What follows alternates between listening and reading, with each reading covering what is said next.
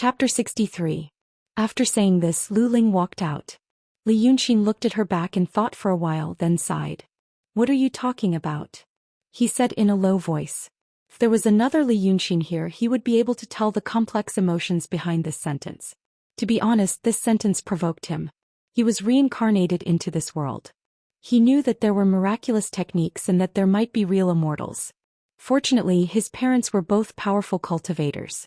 He didn't know how powerful they were, but now he knew that they were at least above the transcendent state. Therefore he could learn the Tao of immortals from them, from two experienced cultivators. He didn't take many detours and he was smart. Therefore he reached the transcendent state when he was a teenager. He didn't think this state was that great when he stayed in the village, but now that he was in the mortal world he knew where he was. Song Yunzi and Pun Nanzi, who were very powerful in the city of Wei, were only emptiness realm cultivators. The two swordsmen who chased after him and Huai Nanzi were also emptiness realm cultivators. In terms of fighting skills and experience, he was not as good as them. The art of painting at this time was not famous for fighting. But after he was driven out of the village, he grew up quickly. A series of life and death situations soon awakened his old memories. If he went back to face Kong Kurongzi and Chisongzi, he would have many ways to kill them in the yard. His current cultivation level was very impressive in the mortal world. But the problem was, he had to stop. He had lost his parents and he had no teacher. His parents probably thought that the three of them could hide in the village for a long time, so long that they would have enough time to think about whether or not they should guide their son on the path of cultivation. Therefore, just like the conventional education system of the previous world, when he was told about a state of affairs, he was told only about a state of affairs and would never go beyond it. The advantage of this was that his foundation was very solid and he might be able to surpass his peers. But the disadvantage was that once there was no one to guide him, it would be very difficult for him to continue. Even for the cultivators of the Heavenly Abode sect, it was extremely difficult for them to cultivate alone. This matter was not something that could be casually thrown to you, and you would be able to comprehend it just by looking at it. Secret manuals were not teaching materials. From the day he was taken out, he had been on guard against the possibility of someone with bad intentions getting his hands on him. For example, he was cultivating the water cloud force in the transcendent state. He also found another cultivation method in the Art Saint's illuminating jade slip that seemed to be suitable for him to continue cultivating. It was called the Cloud Ascension Force. The items in the Art Saint's secret canon were definitely precious techniques. But the problem was that descending cloud force. There were only 25 words in total. The body has 9 orifices of yin and yang, 5 cities and 12 buildings, golden halls and jade palaces and the clouds. What the hell is going on?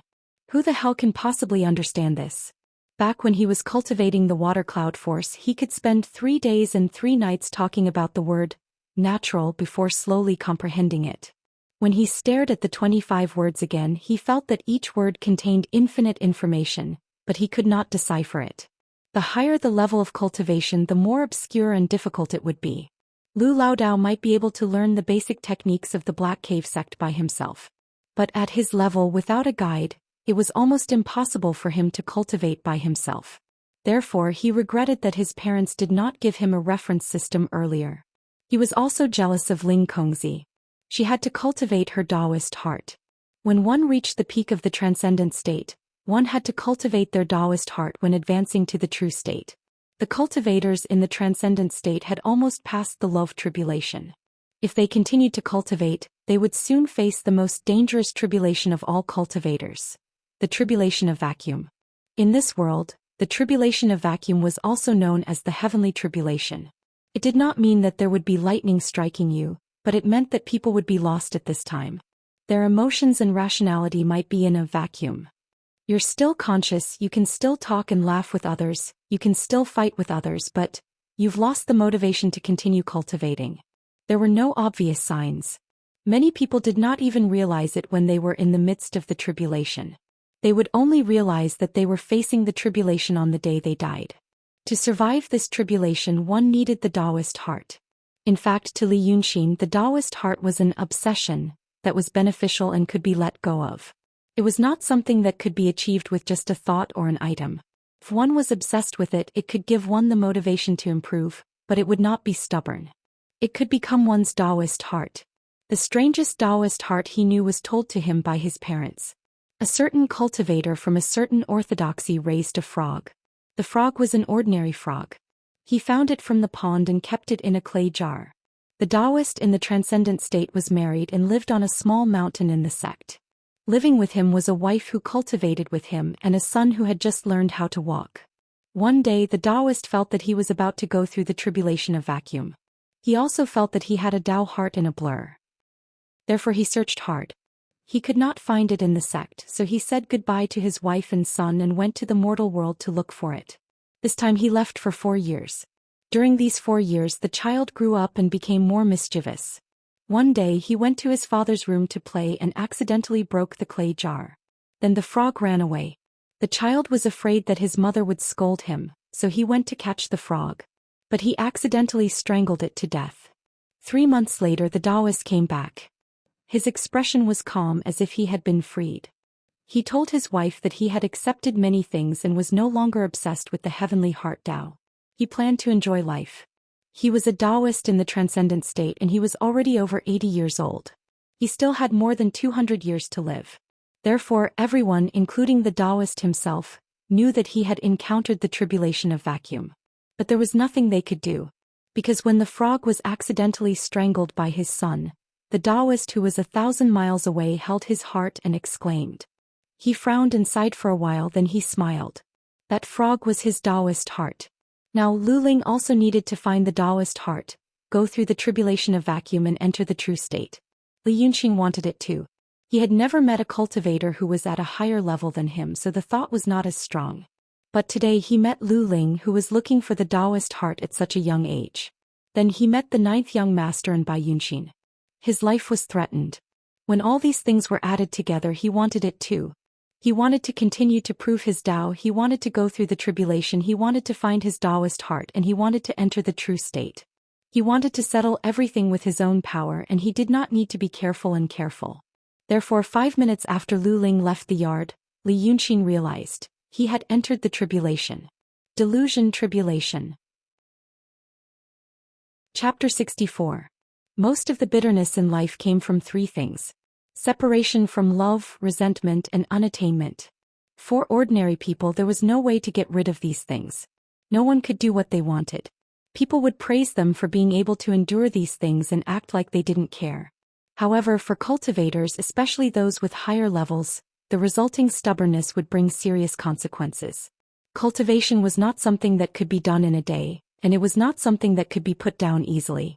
Something he was familiar with in his previous world, for example, would be working out. Ordinary people were those who never worked out. But when they walked, ate, and got out of bed, their bodies would slowly grow and become stronger. Cultivators were a bunch of fitness freaks who didn't even look at girls in the eyes and only cared about their muscles. They put in a lot of effort and quickly gained strength that was stronger than ordinary people. But if one day he felt that he didn't want to work out or cultivate anymore, he would give up his annual card and become a nerd. He was still exercising. He walked around and reached for the instant noodles on the bedside table. He was still exercising. It was a subconscious process for cultivators to meditate and refine their bodies. But even if he didn't do these things and just walked around in the sunlight, the qi inside his body would still be slowly refined and refined. This meant that once a cultivator entered the tribulation, he couldn't temporarily stop cultivating to avoid the danger. He had to face it, or face the tribulation, or face the tribulation. That was why those cultivators always took the initiative to go through the tribulation. If you didn't take the initiative and let the tribulation find you, then you would probably end up like Li Yunqing. One moment he felt that his mind was clear and the next moment he had entered the tribulation. Li Yunqing felt that this was a bit tricky. This was not the first time he entered the tribulation. He had entered the tribulation of freedom when he was 8 years old. He still remembered his parents' surprised and incredulous reaction. The tribulation of freedom was actually a question similar to, why do you exist? What is your purpose in life? This tribulation was not difficult to pass, for those who focused on Tao. Everyone would probably enter this tribulation when they were about to reach the transcendent state. But the problem was, Li Yunqing was 8 years old at the time and he had just reached the emptiness state. To say that he was wholeheartedly focused on the Tao? As a child he knew nothing but Tao. Of course that was his parents' opinion. At that time, Li Yunqing really didn't have any thoughts of focusing on the Tao. Perhaps because of his special identity, this tribulation came strangely. It was also because of his special identity that he survived that tribulation. It was just that the method of transcending the tribulation wasn't what his parents thought it was. Now that he had entered the delusion ordeal because he couldn't get what he wanted, he knew that he was in big trouble. In fact, he always had a thought. This tribulation, to put it bluntly, was the influence of one's mind on the process of cultivation. Perhaps people could control their active consciousness, but they could not control their subconscious. Therefore, unless the problem was completely solved, they would not be able to pass the tribulation. If he could clear his subconscious related to tribulation in a certain way, this tribulation would probably be destroyed artificially. But he couldn't do it yet. Psychology was an extremely complicated subject, and he believed that no one in history had ever been able to do it. Therefore he had to pass the tribulation. His life was threatened by the ninth young master and by Yunshin. Then he saw Lu Ling and was stimulated, so he wanted to become stronger. A desire that wasn't so strong could be considered as motivation. But a desire that was too strong was delusion. His desire came from his sense of security when he was threatened, as well as his understanding of himself that was different from that of ordinary people. If any ordinary cultivator in this world encountered such a situation, he would probably be more afraid, and there would be no tribulation. But for him, fear might exist, but it only fueled his desire to fight. His temperament, formed by the experience of 2 lives, made it impossible for him to lower his head and submit. Maybe he could pretend to be courteous, but he could never be tamed in his heart. Therefore there were only 2 ways to pass this tribulation. Touch the threshold of the true state and find his own Taoist heart. Or eliminate the threat. Compared to the former, the latter was more risky. He wouldn't do it unless he had no other choice. He didn't have the confidence to kill a big demon like the ninth young master with his current strength and resources. He wasn't in a game, and he wasn't one of those spectators who watched other people's lives. He only had one life. Only an idiot would risk his life when there was still room for negotiation. He decided to choose the former for now. He thought he had a shortcut, the power of incense. Maybe with the help of that, he could quickly remove the restriction and then break through to the true state. He stood in the vestibule and thought for a while, then turned to look at the cat demon Zhou Xian and the 4 people in the yard. He frowned and thought for a while about the recent events and the people he met, and gradually put the thousands of things together. He felt that he needed a net. It was a web that connected many things together. Some lines and dots could already be seen clearly. Some key points were still vague, but he felt that he could find an opportunity to pull them out. Without a guide, he had to face this tribulation alone. It was a bit tricky. But Li Yunxin believed that he could handle it. After a while he heard the sound of firecrackers in the back street. It was the whip he bought with Lao Dao yesterday. In a few days this news would spread and people would say that he and Lao Dao were innocent. It was actually a good thing that people nowadays believed in the power of the government and authority. For example, that Lao Dao and the little brother came back safe and sound after going through the lobby. That would prove his innocence more than anything else, at least in the eyes of those people. That's good, I'll have the power of prayers. Li Yunxin turned around, intending to leave from the back door. But he only took 1 step before he stopped. He turned around and frowned. Why is it so lively today? He said in a low voice. Someone came in from the front door. Li Yunxin jumped onto an old tree next to the rockery and stood on a branch as thick as a bowl. He had good eyesight, so he could see 2 people and a horse at the front door. The man and the horse were familiar. Li Yunxin frowned and thought for a while, and then he remembered. Yesterday afternoon when he walked home he told Lao Dao how he killed Madame Qiao. When he rested on the stone bridge he saw a man in black with a knife and a black horse walking slowly. Now there was an old man sitting on the horse of the man in black. Li Yunxin had never seen Meng Ao, but he could guess that it was him judging from his spirit and the newly wrapped wound. He thought for a while and said in a low voice, "Tell the one at the door not to make trouble and let them in." Now he welcomed all variables and accidents. He could use it to weave a net. Chapter 65. Is this the place? The man in black asked Meng Ao. His tone was calm and steady. His hand on the hilt of the saber did not tremble at all. He was as calm as a piece of granite. With such a person by his side the old man should be very calm. But at this moment he seemed a little uneasy. He looked at the street and said, Yes. But there's nothing else. Don't indulge in evil. The man in black said. As he spoke, he pulled the reins and led the horse and the rider to the door. Meng Ao's legs had been crippled.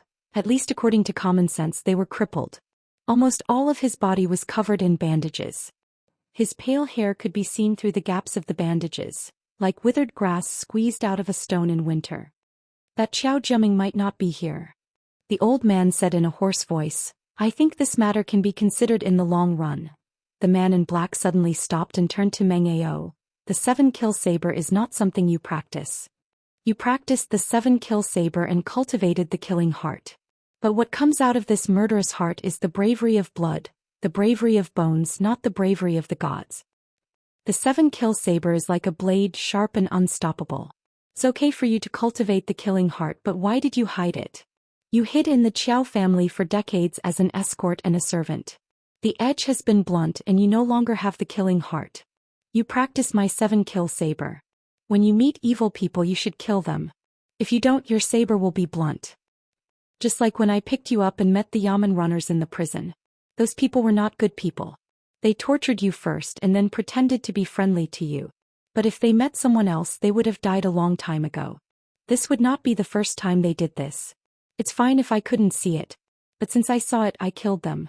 This is the unstoppable, but the mind is clear. The old man wanted to interrupt several times, but he did not succeed. At this time the man in black finally paused. Meng Ao hurriedly said, But mastering, the government may be chasing here. The man in black smiled.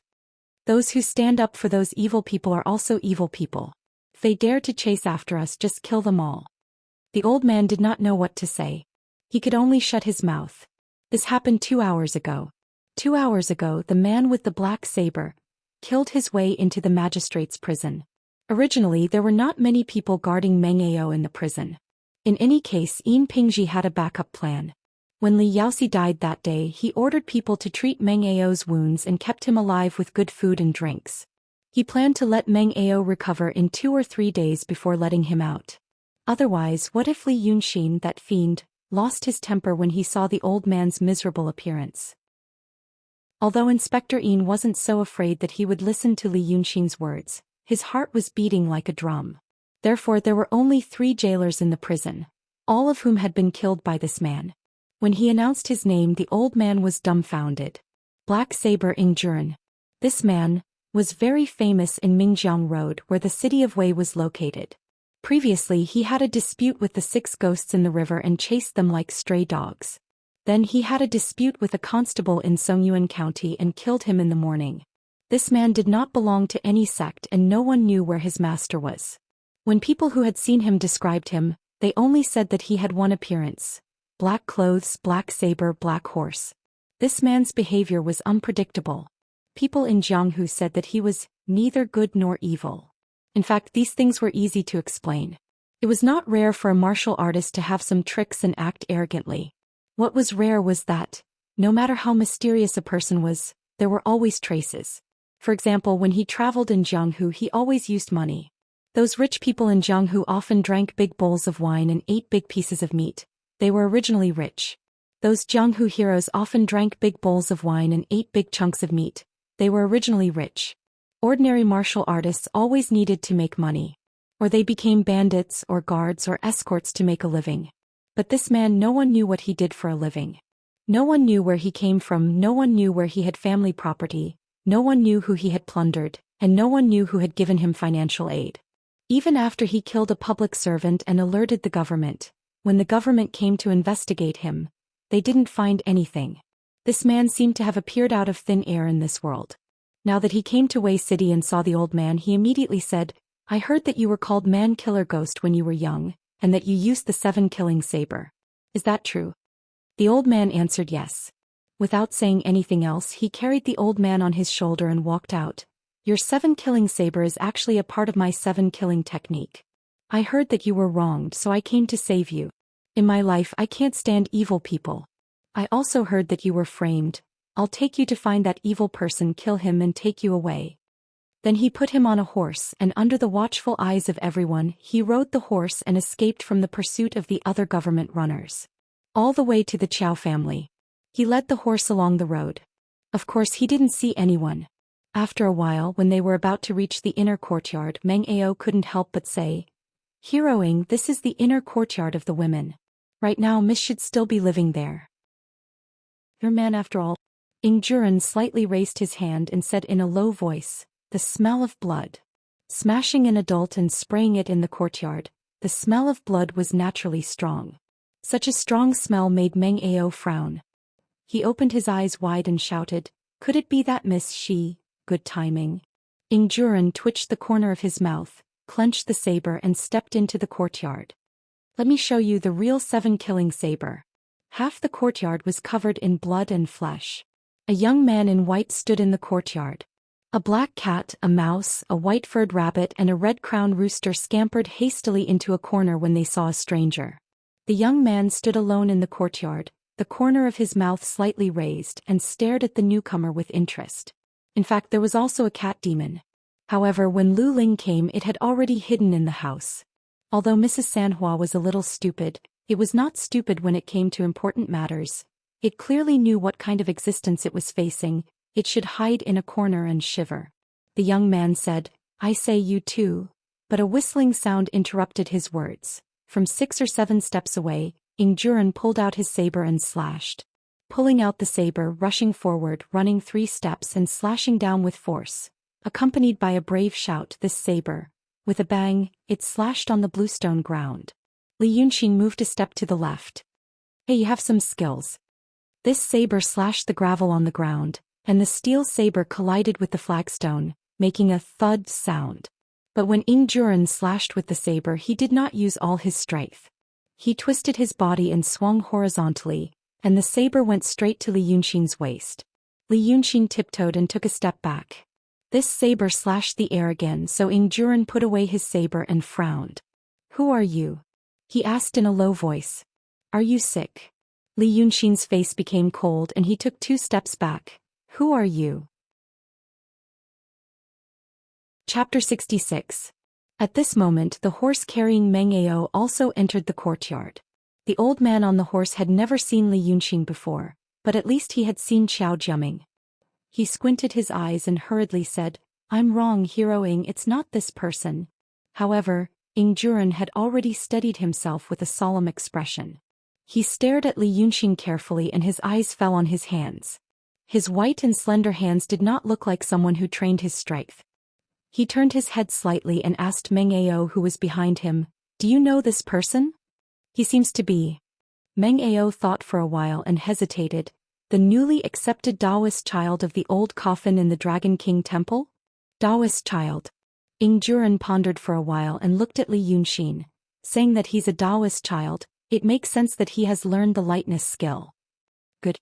Today I'll show you how to defeat 10 people with brute force." Seeing that he was about to draw his saber again, Meng Ao hurriedly said, "If it's not Xiao Jiaming, why do you still want to kill him?" "Because he deserves to be killed." Ingjuren took a deep breath and slightly relaxed his hand. "I said before that you hid your strength until your saber became blunt.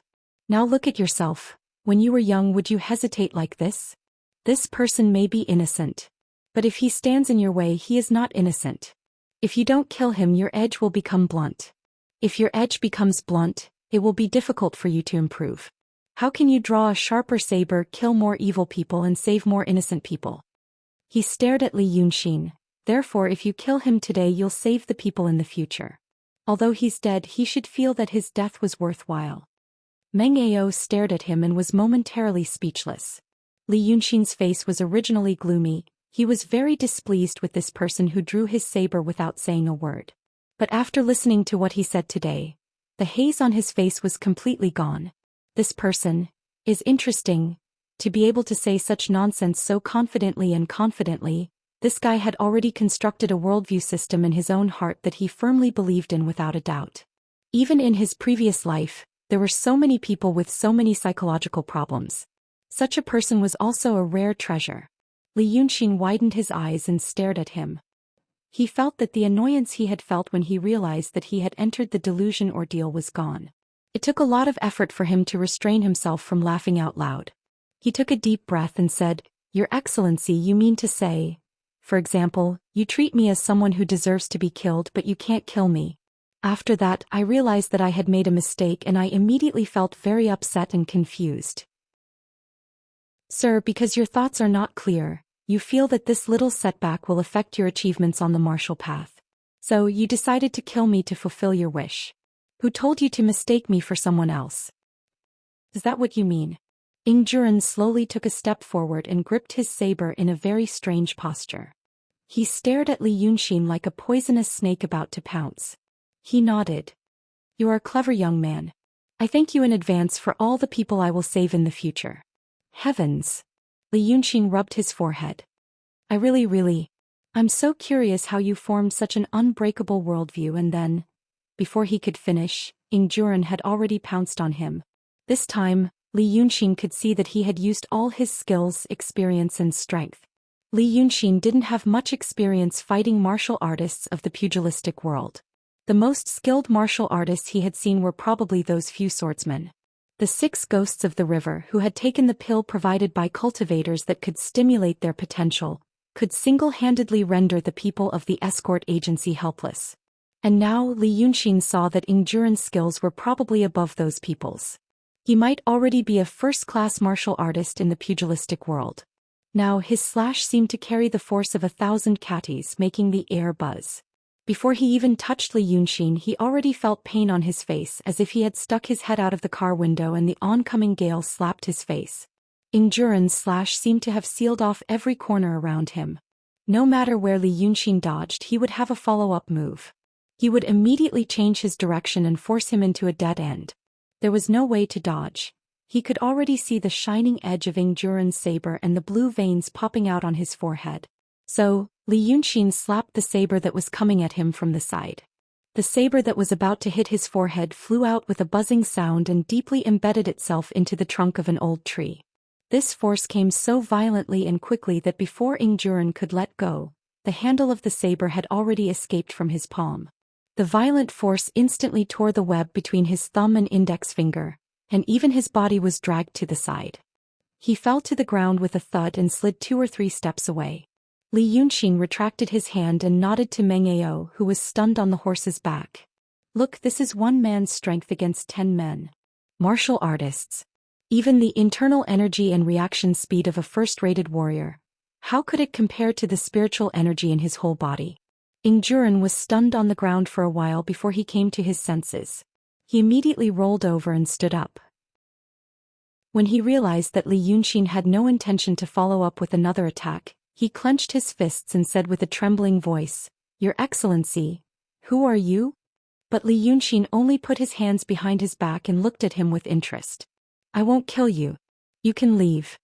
Black Saber Ingjuren frowned and looked at Li Yunxin warily, then glanced at Meng Ao. Li Yunxin felt that he was probably saying, "Didn't you say he was just a Taoist child?" Meng Ao looked at Li Yunxin in a daze, then looked at Ingjuren and blinked blankly. He was probably saying. He smiled again. "You're interesting. I really won't kill you. You can leave." Ingjuren stared at him for a while, then slowly walked to the tree with extreme caution and pulled out his black saber, enduring the pain. Then, holding the saber, his eyes never left Li Yunxin's body. He walked to the side of the black horse and held the reins. Li Yunxin waited in his heart for a while, and that Meng Ao finally spoke. "Heroing this, what about this? Sharpness is indeed important. But if you lose your life, how can you talk about sharpness?" Ingjuren stared at Li Yunxin and tentatively took a step out of the moon door. Li Yunxin did not move. "You and I still have to kill more evil people and save more innocent people. Although this person blocked the way for a while, when I swung my saber just now, my momentum, intent and chi had all reached the peak. My thoughts were already clear. Why do I have to chase after him and cling to that thought? My sharpness has actually penetrated him. This is killing intent, killing intent." As he spoke, he straightened his shoulders and regained the solemn aura from before. After taking 2 more steps, he finally disappeared outside the moon door. Li Yunxin heard 3 hurried footsteps, the sound of someone turning over and getting on the horse, the sound of someone shouting at the horse, and the sudden acceleration of the horse's hooves. This person was really interesting. Chapter 67. After the sound of the horse's hooves faded away, Li Yunxin jumped onto a branch and looked into the distance. He saw the black horse carrying two people galloping along the long street. Not long after, a few fast horses came from afar. The riders were dressed like constables, so they should be following them. However, their speed was far slower than the black horse, so they should not be able to catch up. That Ingju Ran already had the skills of a first-rate expert. Although he couldn't withstand a single blow from the spiritual energy that Li Yunxin had poured into his entire body, once he circulated his inner strength, rushing out of the city gates was not a problem. Meng Ao should be safe. Li Yunxin did not know why the psychopath wanted to take Meng Ao away, but it seemed that he did not mean any harm. He originally thought that the psychopath was paranoid, but it turned out that he was quite flexible. No wonder. If he was just paranoid, he probably would not have lived until now. He had let him go because of a thought, or perhaps because he wanted to have some fun. It was like scattering an interesting seed, and he wanted to see what it would grow into. He watched for a while, then he turned around and saw that there was another person at the gate of the Dragon King temple. He jumped off the treetop, told the cat monster a few words, and walked out from the small door behind the Qiao family. As soon as he walked out, he smelled the unique smell of firecrackers, and the red paper was scattered all over the ground. Yin Pingji stood at the door holding the saber on his waist, talking to a few women. There were a few idlers around, but they did not dare to talk to him, but they were reluctant to leave. They seemed to want to get close to a big shot like Inspector Yin, and maybe they could get some cheap jobs one day. Lu Laodao stood at the side and stroked his beard. The anxiety on his face was gone, and his face was glowing, as if he had temporarily forgotten about the troubles of last night. Thinking about it, the constable of the government personally came to the temple to speak, so the crime must be completely cleared. In the future, the Dragon King temple that the constable specially worshipped would definitely be more popular, and the incense money would naturally be more. Li Yunxin walked through the crowd like a Taoist child who had no sense of existence. He entered the door and went straight to the backyard with a calm expression. After sitting by the stone table in the bamboo forest for a while, Inspector Yin and Lao Dao came in. In just one night's time, Constable Yin seemed to have figured something out. When he saw Li Yunxin again, his arrogance, apprehension and fear were all gone. Instead, it was as if he was greeting someone of the same generation that he had known for a long time. He cupped his hands as he walked and said, "You're really good. If you want that Meng Ao, just tell me and I'll send him out. Why do you have to kill people with great fanfare?" Li Yunxin observed Yin Pingji's expression with interest and lowered his eyes. "Black Knife isn't one of my people. I don't have such great divine power." To Yin Pingji, this truth sounded like a mixture of truth and falsehood. Normally, Yin Pingji would take it seriously if a teenager said that. But the words of the person before him, he really didn't dare to believe it. So he changed the topic. "Whatever you say. But there's something good today. Both of you are painters. Have you heard of the fisherman fishing old man?" Li Yunxin's fingers moved slightly. Of course he had heard of it. This painting was very famous in the secular world. Most of the precious paintings were made by ancient Taoist painters, or by the Taoist painters who were worshipped by the sect of Cave Heaven. However, this fisherman fishing old man was painted by a transcendent realm artist in Jinghua. Of course, the transcendent painter in the secular world couldn't be compared to the Taoist painters who were trained in painting. But this didn't stop some of the high-level painters in the secular world from occasionally being inspired and making excellent paintings. For example, the painter's Taoist name was Dao Meizi. He used to be a painter for the royal family. After enjoying all the glory and wealth, he returned to his hometown and took pleasure in teaching. On a rainy spring day, the old painter wore a straw raincoat and was fishing in a small boat on the river. He drank some wine. When he felt comfortable, he thought of his life and his current situation. He felt that he had no regrets in life and nothing to ask for.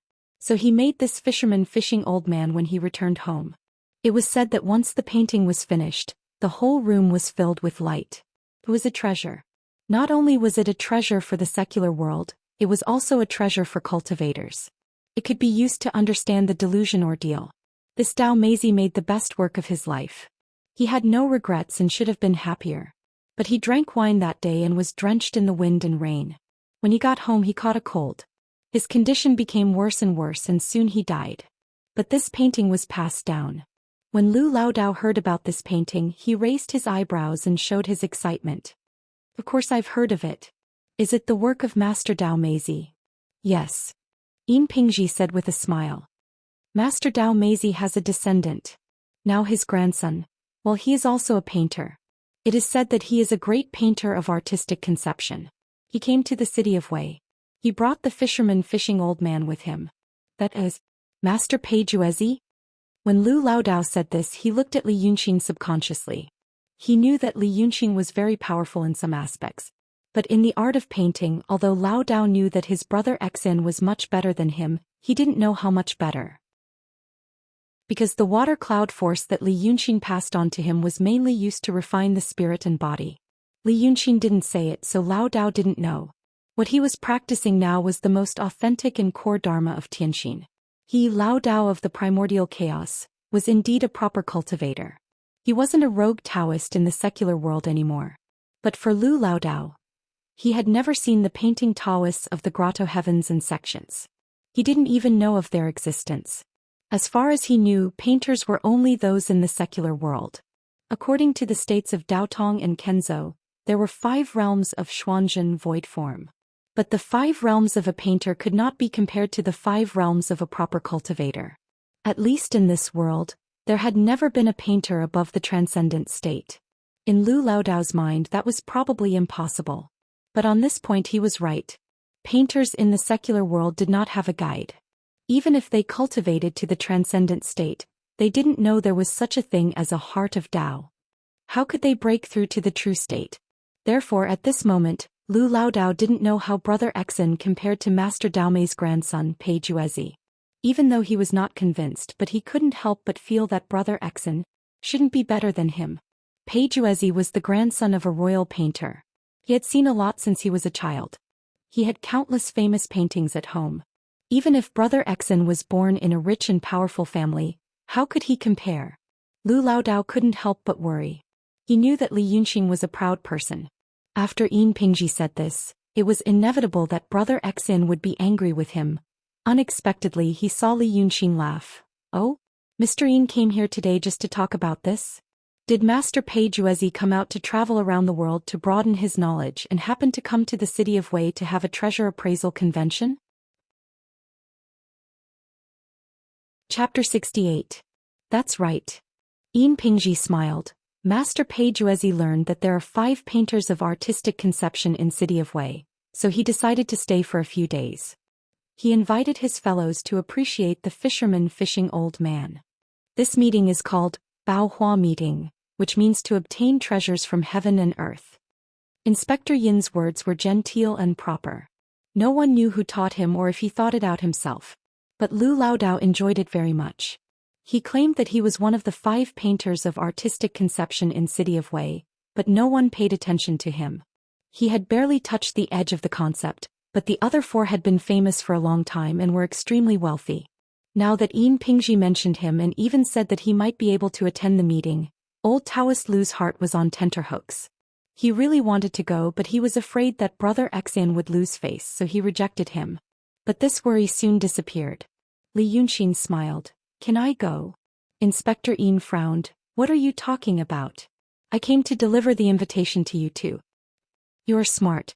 I thought about it last night and one more friend is better than one more enemy. Judging from young Master Li's temperament, you must be from an aristocratic family. I have offended you before and I want to take this opportunity to apologize to you. These words were neither humble nor arrogant and very sincere. Li Yunxin tilted his head and looked at him, then turned his eyes and thought for a while, then smiled. Okay. Go. Yin Pingji hurriedly took out 2 gilded red invitation cards and put them on the stone table. Actually, it's tomorrow. It's already been decided. Li Yunxin knew what he meant and cupped his hands. Thank you for the trouble. Mr. Yin is very powerful. Yin Pingji didn't know what the second sentence meant, but he knew it was a compliment. But after several interactions he slowly got used to this person's habit. He liked to say strange things that people couldn't understand. This was really like the style of an aristocratic family. As long as they were happy, it didn't matter what others did. He smiled and said politely, "You're too kind." Then he smiled bitterly. "Now I have to go and deal with the matter that Ing Juren left behind. Goodbye. I won't see you out." After sending Inspector Yin out, Lu Laodao quickly returned and looked at Li Yunxin without saying a word. Li Yunxin raised his eyebrows. What's wrong? Brother Xing, if you, Lu Laodao stammered, too embarrassed to say it out loud. Li Yunxin was a clever person. How could he not know what he meant? He waved his hand and said, I wanted to go myself. Do you really think that Yin Pingji is trying to please me? That guy also wants to investigate me. However, he knew that he wouldn't be able to find anything, so he felt uneasy. How could a wily old fox like him be shaken by this king's domineering aura and bow down to him? Right now he's pretending to be weak, but at the same time he wants to know more about me. For example, which family I'm from. If my background is really amazing, he'll be happy to kneel down and lick my boots. Right now it's just a matter of whether I dare to go or not. It's not necessarily a plot against me. However, you're an artist and I'm also someone close to you. If I go to that Bao Hua gathering, I'll definitely be involved in some kind of relationship. Once something happens, he'll take the opportunity to see if I reveal more information. That's what he's thinking. This is called an overt plot. After listening to Li Yunxin's explanation, Lu Laodao stood there with a sudden realization. Oh, so there's such a reason behind it. Brother Xen, look at things. Why are things so obvious? Then what if you rejected him just now? Then he'll feel that my previous unyielding attitude wasn't as invulnerable as I thought. Then he'll want to find more of my weaknesses. Li Yunxin had a faint smile on his face. Yin Pingji is also a scheming B*Tsich. Unfortunately, he met me. Lu Laodao let out another oh and blinked.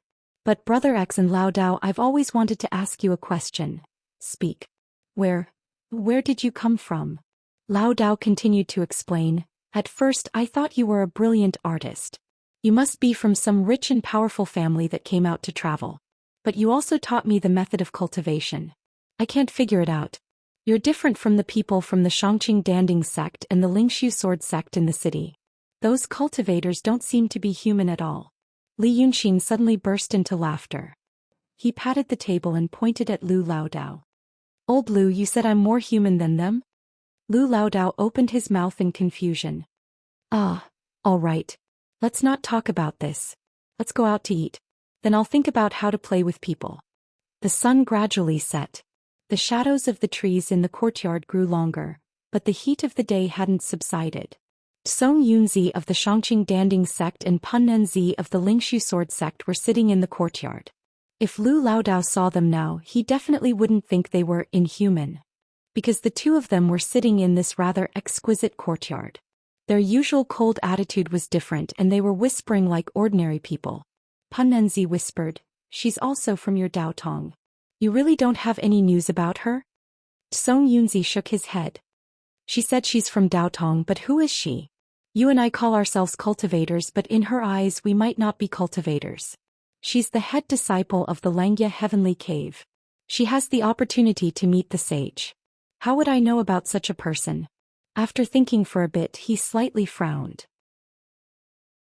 Actually, I'm wondering if she's here because of your matter. What matter? Pun Nenzi subtly tilted his head back. If Li Yunxin saw this, he would know that Song Yunzi was on guard. Do you really think I only want to enjoy life in the secular world? Song Yunzi faintly smiled. Your Lingshu sword sect lost 3 people, so now you're the head disciple, right? Pun Nenzi didn't speak and only stared at Song Yunzi. Why are you looking at me like that? Song Yunzi twirled his beard and smiled. After all, I'm a few years older than you and I've been in the city of Wei for a long time. Although I don't care about cultivation and just want to be a rich man, your Lingshu sword sect's actions in the city of Wei can't be hidden from me. I know all the bits and pieces. You're investigating and I'm also investigating. We're all cultivators. If someone really dares to kill the 3 of you, who knows when that person won't come looking for me? Song Yunzi lowered his voice and leaned closer to Pun Nenzi. What exactly is going on? Pun Nenzi still didn't speak. I know you're worried. But, at this critical moment you're worried. If you don't tell me when the person in the room comes out and asks about this, I can't help you. Pun Nenzi clenched his teeth. Tell me what you know first. Song Yunzi whispered. The 4 of you went down the mountain to go through the killing tribulation. Pun Nenzi's face was expressionless. You passed your killing tribulation and so did your senior martial brother Huai Nanzi. Poor Kong Tsongzi and Chi Songzi, they didn't pass. If you ask me, how do you want to go through the tribulation? I'm afraid it's not the right path. Pan Nanzi stared at him for a while and coldly said, "There are a lot of people going through the tribulation. As long as it doesn't involve other people, who cares about the lives of mortals?" Song Yunzi smiled. "Then how did they die?" Chapter 69. Pan Nanzi subconsciously looked in the direction of the house. Song Yunzi waved his hand. "Hey. You are overthinking. How could someone like her not know these things? It was definitely not her. I mean, did you hear about what happened in the suburbs?" Pan Nanzi felt that he could not keep up with Lao Dao's thoughts. Suburbs? What happened? That farmer's family in the outskirts of the city has lost a lot of cattle recently.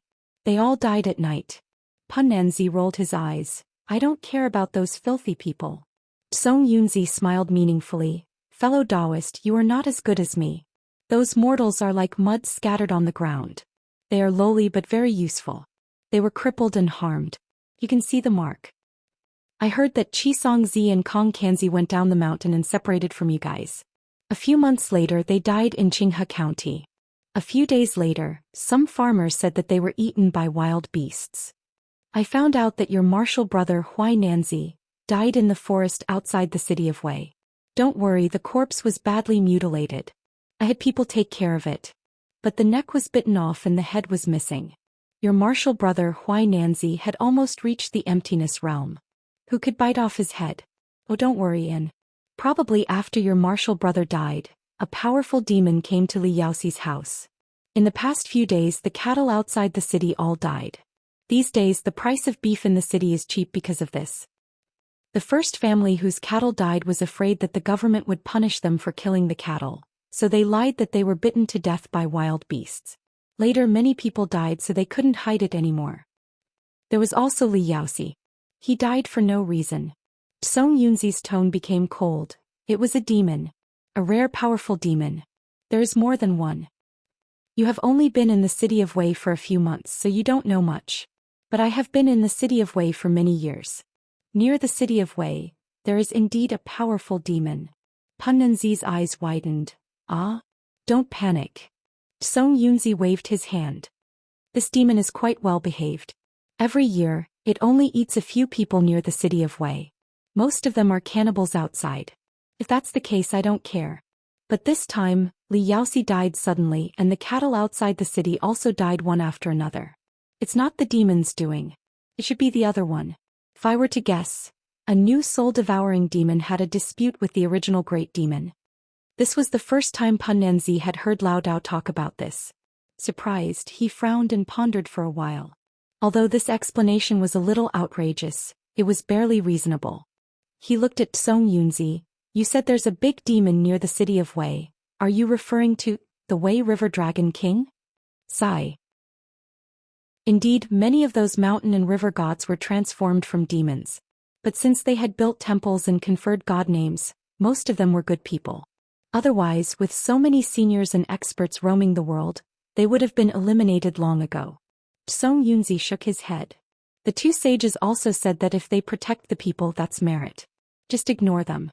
As for the Wei River Dragon King, it's really a dragon. Pan Nanzi was shocked again. Shinryu? Song Yunzi smiled. Ever since you came to the city of Wei, you haven't been to the Sanhika Dragon King Temple? You'll know once you go. The clay statues there really have Reiki. It's not the Reiki of a demon, it's dragon chi.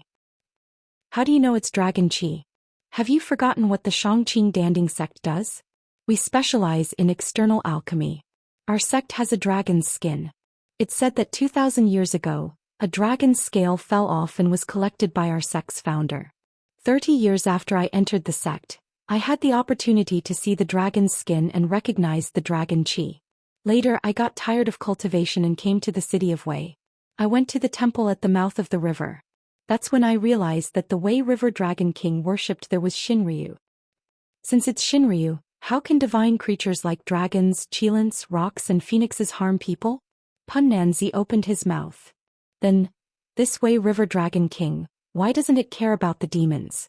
Song Yunzi sighed. Since it's a dragon, how can it only stay at the Wei River? It must be summoning clouds and rain everywhere? How can it have time to care about those demons? Then, this Ling Kongzi has come this time to eliminate demons. Two words suddenly came from the room, answering Pan Nanzi's question. Then the door was pushed open and Lu Ling walked out. Song Yunzi and Pan Nanzi were stunned. They realized that the conversation they thought they were whispering to each other. They must have been heard. You. Pan Nanzi's expression changed very quickly, but he just stood there and stuttered. He was an emptiness realm cultivator facing a peak transcendent realm cultivator like Dao Tong. He really didn't know how to react. Lu Ling closed his eyes and smelled the fragrance of the flowers in the courtyard.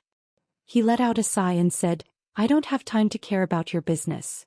Hearing this, Pan Nanzi felt like he was pardoned and his expression softened.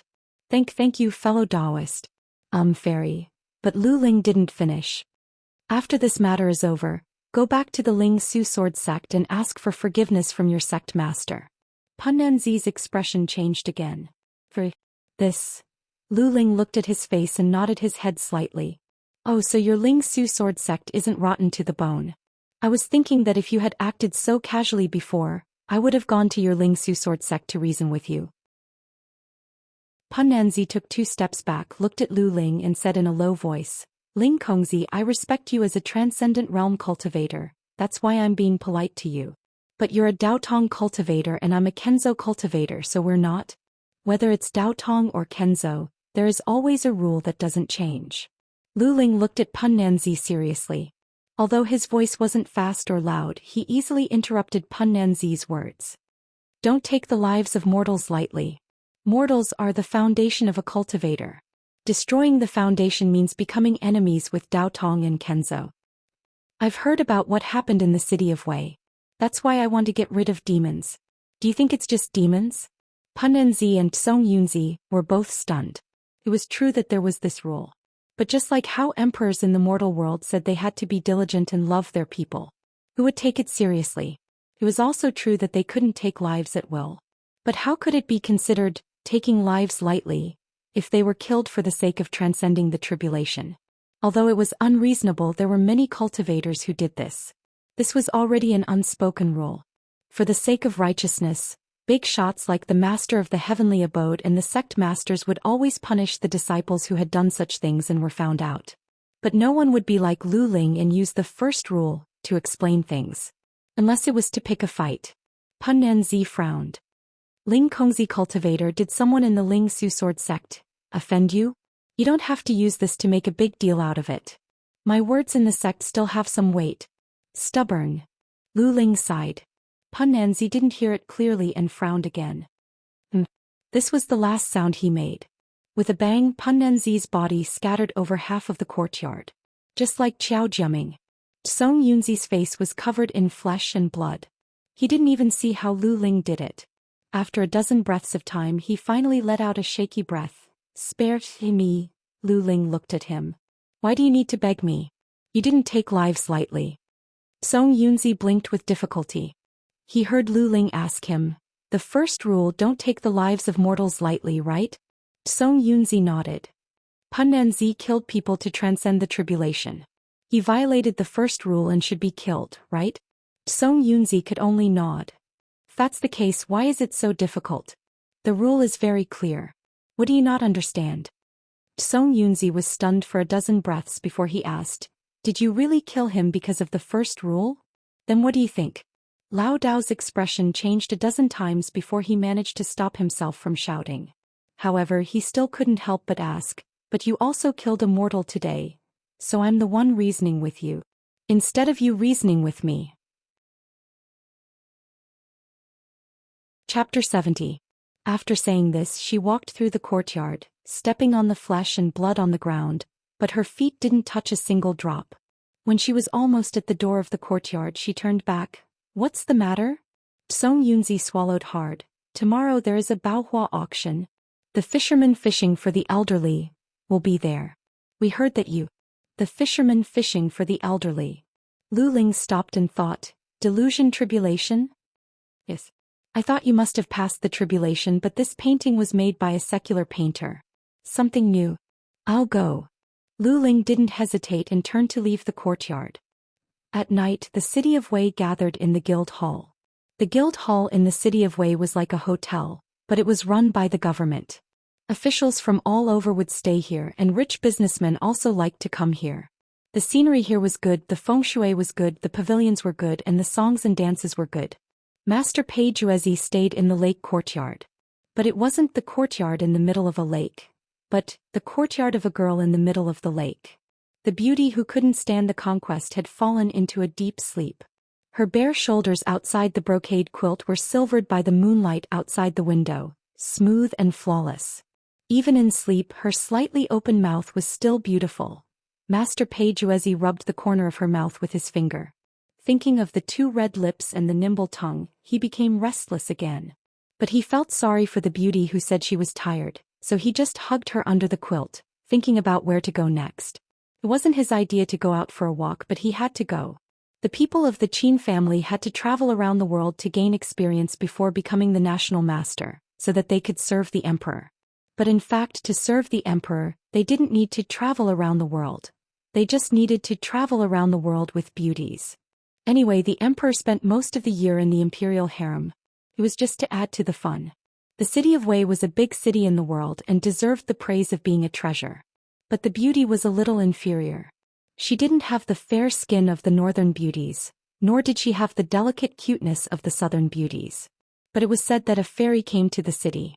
It was said that she was a fairy from the cave, an immortal.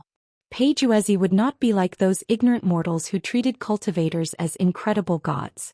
He was not a cultivator, but he was, after all, from a rich and powerful family. Not only did he meet cultivators, he even conversed with them and befriended them. No matter how lofty a cultivator was, he still needed the support of mortals. The emperor was the son of heaven of the mortals. When the emperor was in trouble, the cultivators would always help him. He had seen cultivators from the various sects, and he had also seen cultivators from the Grotto Heaven once. However, he had never seen the female cultivator from the Grotto Heaven, who was said to be the head disciple of the sect leader. Even His Majesty had never seen him before. Was she really as beautiful as a fairy? But what did a fairy look like? Then no one had seen it before. Grandmaster Pei Juezi was still very young, only 24 or 25 years old. Thus, once one's thoughts started to wander, it was really hard to stop. He was so engrossed in his thoughts that he didn't notice that the candle in the room had dimmed slightly. She didn't pay any attention to the soft, plop sound. That was the sound of the guard falling to the ground. After a quarter of an hour, he suddenly heard a knock knock knock sound. The sound interrupted his thoughts. Pei Juezi frowned and turned around. He didn't know what would make the guard disturb him at this time. He lowered his voice. "What is it?" But no one answered him. The knock-knock sound continued. Pei Juezi raised his voice. "I heard it. What is it?" Still no one paid attention to him. He got angry, lifted the blanket, and went to the bedside to find a robe. He decided that no matter what, he must first open the door and teach the person who knocked on the door a lesson. But the moment his fingers touched the soft and smooth apricot silk robe, his movements suddenly stopped. He was born in a rich and powerful family, was the only son, and was alone outside. He must have something to protect himself. For example, this ghost-repelling talisman that was hung on the door every night before he went to bed. It was said that it was written by a Taoist in the transcendent state of a sect. There was also the two monarchs' ghost-suppressing diagram that his grandfather, Grandmaster Dao Meizi, had left behind. Right now, the two monarchs' ghost-suppressing diagram was already burning. The dark green flame almost completely burned this painting that was priceless in the mortal world. The black Yanjun on the painting had a twisted and strange expression as he jumped slowly in the flame. The ghost-repelling talisman, above it, was originally written on a gold plate with cinnabar. At this moment, the talisman written by the Taoist in the transcendent state was madly glowing red. Pei Juezi's eyes instantly widened. He felt as if his head was hit by an unknown force. After 2 breaths, he started to pant madly. He grabbed the robe in his hands and quickly put it on. Then he dragged his trembling legs and tried a few times to blow out the candles in the room. Once the room was dark, he could see the blood-red talisman more clearly, and a huge figure outside the door. He stared at the figure for a while, sat on the ground, and chanted the scripture of tranquility a few times before he had the strength to stand up again. He felt for his pen on the table. The body of the pen was densely covered with complicated incantations. The tip of the pen even gave off a faint light in the night. This was both a pen and a talisman.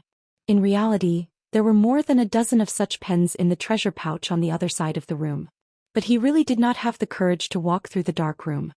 He chanted the scripture a dozen more times and the knock knock knock sound did not stop. The huge figure outside the door patiently knocked on the door, and occasionally looked down as if it was wondering why the person inside the room did not open the door. Every time it knocked, the red light of the talisman would tremble. It became dimmer and dimmer. Page Uezi gathered some courage and was finally able to stand up again. He walked a step away from the door and used the pen to poke the oil paper on the window frame. The quality of the oil paper in the Gathering Guild was very good. He did not break it with one poke. This almost used up all his courage. He was so panicked that he was about to cry. But he still gritted his teeth and poked again. It finally broke. But he used too much strength and his hand trembled, so he made a long cut. Page Uezi hurriedly took 2 or 3 steps back, but he forced himself not to fall. He really was about to be scared to death. It was the first time he had seen such a situation. Even the dual monarch suppressing ghost diagram that his grandfather had left behind and the warding ghost talisman of the Daotong expert could not withstand the Yao power of the thing outside the door. He knew that he had no other way. But at the same time he also knew that if he wanted to save his life tonight he had to first see what exactly was outside the door. The black figure stopped. After a moment, it slowly lowered its head and moved closer to the hole. Page Uezi inhaled sharply and almost fainted. But he managed to hold on and see clearly. It was a large ghost with a face like the skin of an old melon. Its eyes were like copper bells, its bloody mouth wide and its hands like eagle claws. It was staring at him through the crack. The large ghost saw him and cackled, its voice like a bell. "Why don't you open the door?" Page Uezi gritted his teeth and took a deep breath. Pushing down the memories in his mind, he said, "When a ghost king passes by, I should welcome him. But the room is simple and crude and there are no 3 animals." Not waiting for him to finish, the large ghost became angry and used its claws to slap the door, saying, "Why don't you open the door? Why don't you open the door?" Chapter 71. She didn't know what method the big ghost used, but no one could hear its voice. It started to smash the door. The dual monarch ghost subduing diagram had already been burned, leaving only ashes on the ground. The red light on the ghost repelling talisman was getting dimmer and dimmer, about to be extinguished. The doors and windows were banging and even the girl in the lake who was used to the noise of guests had to wake up. She stretched with sleepy eyes, revealing a pair of beautiful breasts and asked, "Qin Lang, why are you so noisy?" When Page Uezi saw her he was stunned at first and then his eyes lit up. Like an arrow, he dashed to the bed and picked up the girl in the middle of the lake without any explanation. The girl in the lake was startled to see this when she woke up. But at this moment the big ghost didn't knock and only looked through the crack with its bell-sized eyes. The girl in the lake didn't know what happened. Her eyes were still sleepy and she didn't look carefully. She thought that Qin Lang had something to do, and the servant didn't know the rules and knocked on the door. Now that she was awake and her body was beautiful, she couldn't help but tease her. She had seen all kinds of guests and even more that were out of line. These days she knew that Qin Lang had a lively personality and he loved her, so she wasn't angry. She forced herself to stay awake, stretched out her snow-white and slender arms and hugged Qin Lang's neck. She leaned her head on his chest and said softly, "It's already so late, Qin Lang has a lot of tricks." Before she finished, Page Uezi had already carried her to the door. The girl in the lake blinked. "Qin Lang wants to." But her Qin Lang had already violently pulled her hand and passed it through the crack in the oil paper. "Please enjoy it, Ghost King, and spare my life." At this time the girl in the lake saw the ghost outside the window. She saw the ghost open its bloody mouth and bite down on her hand. Qin Lang couldn't bear it and turned his head. The girl in the lake wanted to scream. But the pain she expected didn't come and she only felt her hand go slightly numb. She lost her strength and consciousness. Page Uezi was also dumbfounded. This ghost didn't eat blood? It ate souls. He loosened his hand and the girl's corpse fell to the ground. The big ghost ate the girl's soul and it seemed to have become much stronger. It stared at Page Uezi through the oiled paper. "Open the door. Open the door." Every time he spoke he would knock on the door. After 3 times the ghost-repelling talisman on the door finally lost its light. The cinnabar that had been written into a talisman turned into powder and fell to the ground. The door was pushed open with a bang. The large ghost lowered its head and entered through the door. It grabbed Pei Juzi, who was terrified. The young painting master's body lit up one after another, but soon disappeared. The protective talisman that was placed on him to protect his life was easily crushed by the Ghost King. I am. He let out a final cry of despair before he stopped moving. After eating his soul, the big ghost sat on the ground and thought for a while. Then it closed the door and pulled Pei Juzi's body between its legs. Using her sharp fingernails, she carefully peeled off his clothes and underwear, revealing his torso. Then she leaned in closer and scratched the top of his head with the tip of her fingernail. Then he puffed up his cheeks and blew a gust of cold wind into the hole. What a sinister wind! Once it saw the flesh and blood under the skin, it instantly melted away. After 3 breaths like this, Pei Juzi's body had become a soft water bag. The large ghost picked up his legs and shook them. Smelly corpse fluid flowed out from the top of his head. When the skin was clean, the large ghost cut a hole in the back of the skin. First, it reached in with a hand, then squeezed in with a head. Just like that, such a huge body was actually squeezed into this skin bag. Pei Juzi stood on the ground for a while, straightened his nose and started to speak. At first, the voice was extremely rough but gradually became gentle. After saying a few words, the voice had become the original Pei Juzi's. He walked a few steps left and right before flipping onto the bed and wrapping himself in the blanket. Clearing his throat, he suddenly shouted, "Someone come! Someone come! Someone come!" This voice was extremely shrill and spread far into the night. At this time, someone finally heard it. About 10 breaths later, the sound of chaotic footsteps and weapons clashing could be heard. A few guards held onto their hats as they charged in.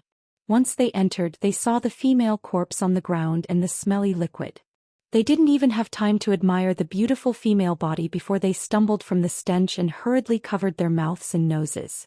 Seeing the guards like this, Pei Juzi hurriedly covered his mouth and nose and scolded, "Trash. A monster killed someone in the night. A bunch of trash." With such a big matter happening, the guards couldn't care about the smell anymore. They hurriedly knelt on the ground and said in a sorrowful voice, "Young master, please investigate clearly. Just now we were ambushed and only woke up when we heard you shout." "It wasn't this subordinate." Pei Juzi slapped the blanket and waved his hand. "Get out. Get out. Carry her out. Don't speak of what happened tonight." The guards who wanted to escape punishment first paused when they heard this and then hurriedly thanked him. They hurriedly carried the corpse of the girl in the middle of the lake out and left a few people to use the remnants of their robes to wipe the floor. Of course, they didn't understand why their master let this matter go so easily. If they had to guess, they could say he was scared, or it wasn't too harsh to begin with. But in the end, it was the ulterior motive of the big shot. After such a busy night, the accompanying steward came to apologize and ask for the reason.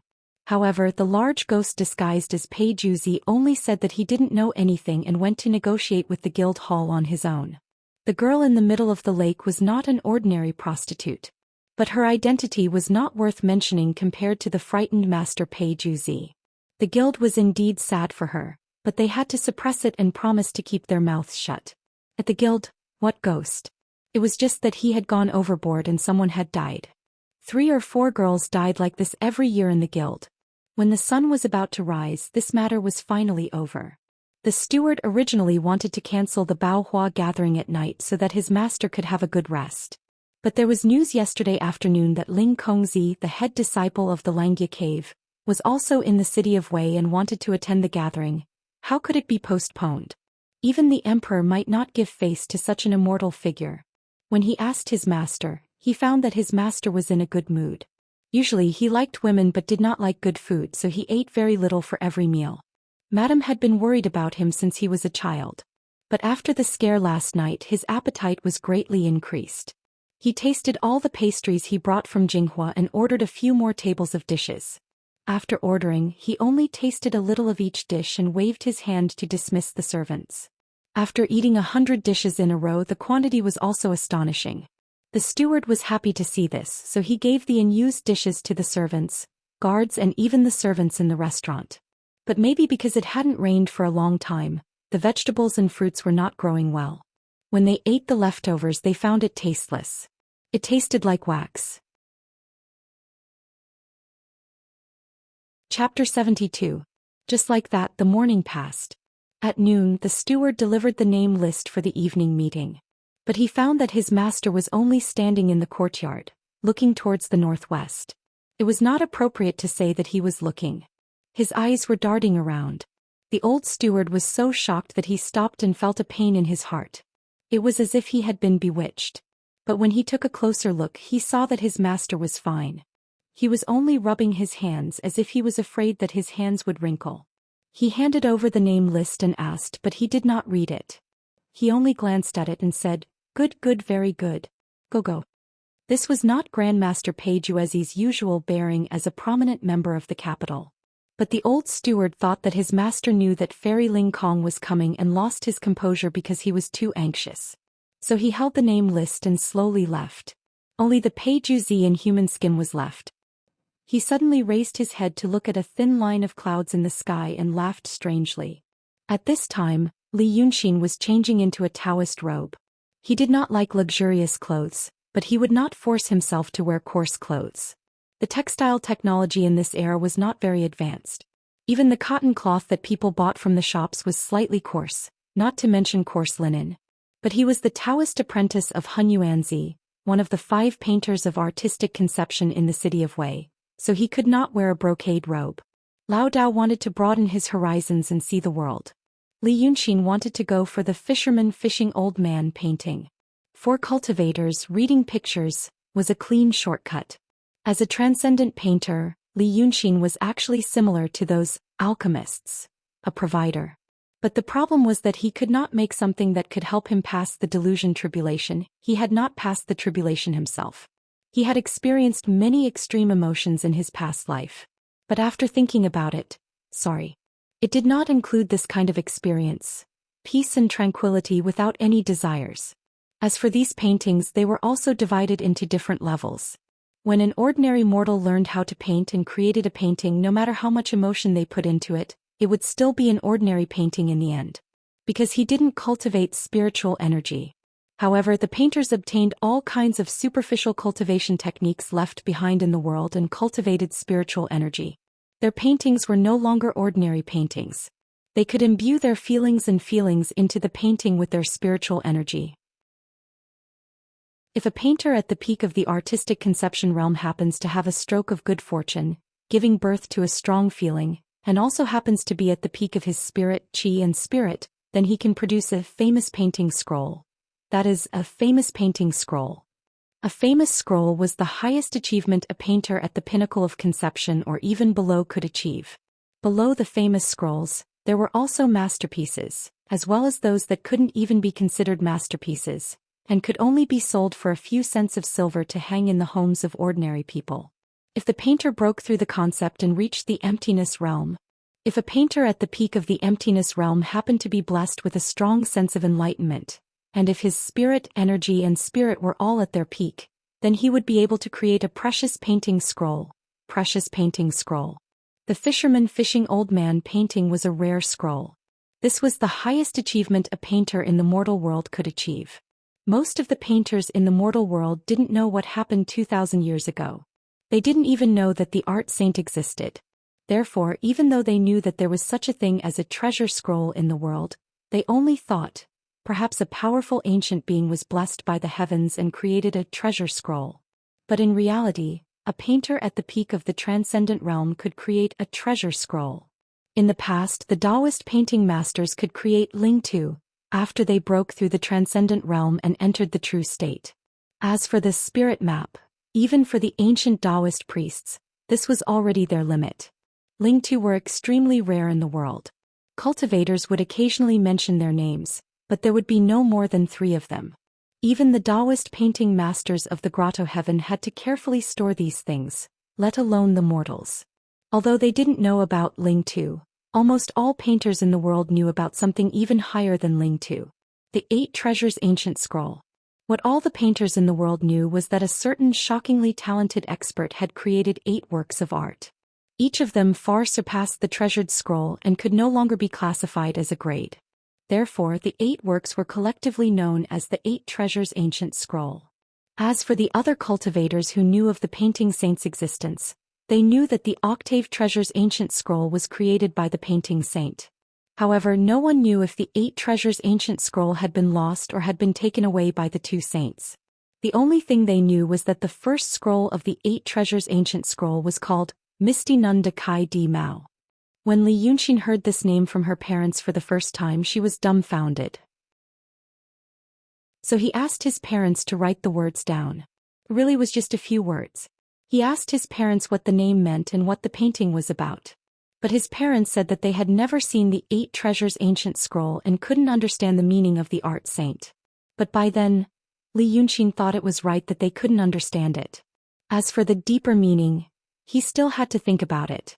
Thus, the paintings created by the Taoist painting masters were divided into 8 Treasures Ancient Scroll, Spirit Map, Treasure Scroll, Rare Scroll, Famous Scroll, and Masterpiece. Apart from the 8 Treasures Ancient Scroll, the remaining paintings were also divided into 5 grades, which corresponded to the 5 realms of cultivators. Profound truth, emptiness. If a cultivator of the intent realm wanted to face the tribulation, they only needed to look for the masterpiece and carefully study it. However, if they didn't have enough understanding of the masterpiece, one painting wasn't enough. They had to find a few more and compare them to be able to understand it thoroughly. But first, paintings of the same type might not be found at the same time. Second, there were good and bad works mixed together. It was hard to say if the painter was biased or mixed with other emotions, which in turn affected the perceiver. Thus, when cultivators faced the tribulation, they mostly didn't use these kinds of things. These kinds of paintings were usually collected by wealthy merchants and high officials. Cultivators with low realms often used famous scrolls.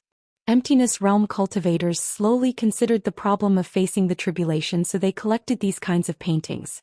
But the number of Taoist painting masters was already very small, so they didn't produce many. After facing the tribulation of 1,000 years, there were even fewer of them. Thus, only the disciples of the heavenly grottos had the fate to comprehend the high-quality and rare famous scrolls. As for the disciples of the sects, even the head disciple of the sect master like Huainanzi couldn't find a suitable famous scroll to face the tribulation of slaughter, so they could only walk the path of slaughter. When the cultivator's realm was higher, the number of tribulations they hadn't faced would decrease, and the remaining relationship tribulations would become stronger. Thus, many people felt that cultivators with low realms still looked like humans. But the higher the realm of the cultivator, the more they didn't look like humans. Since the tribulation became stronger, famous scrolls would probably have a limited effect. Then they would have to look for rare scrolls and treasure scrolls. And this was the reason why Li Yunxin had to go to the Baohua Association. Yin Pingji thought that he had played an overt trick on Li Yunxin and created a difficult problem. But he didn't know that he had given him a benefit. Chapter 73. By the time they changed their clothes, the sun had not set. Lao Dao sat by the stone table drinking cup after cup of tea. In fact, he didn't have lunch at noon.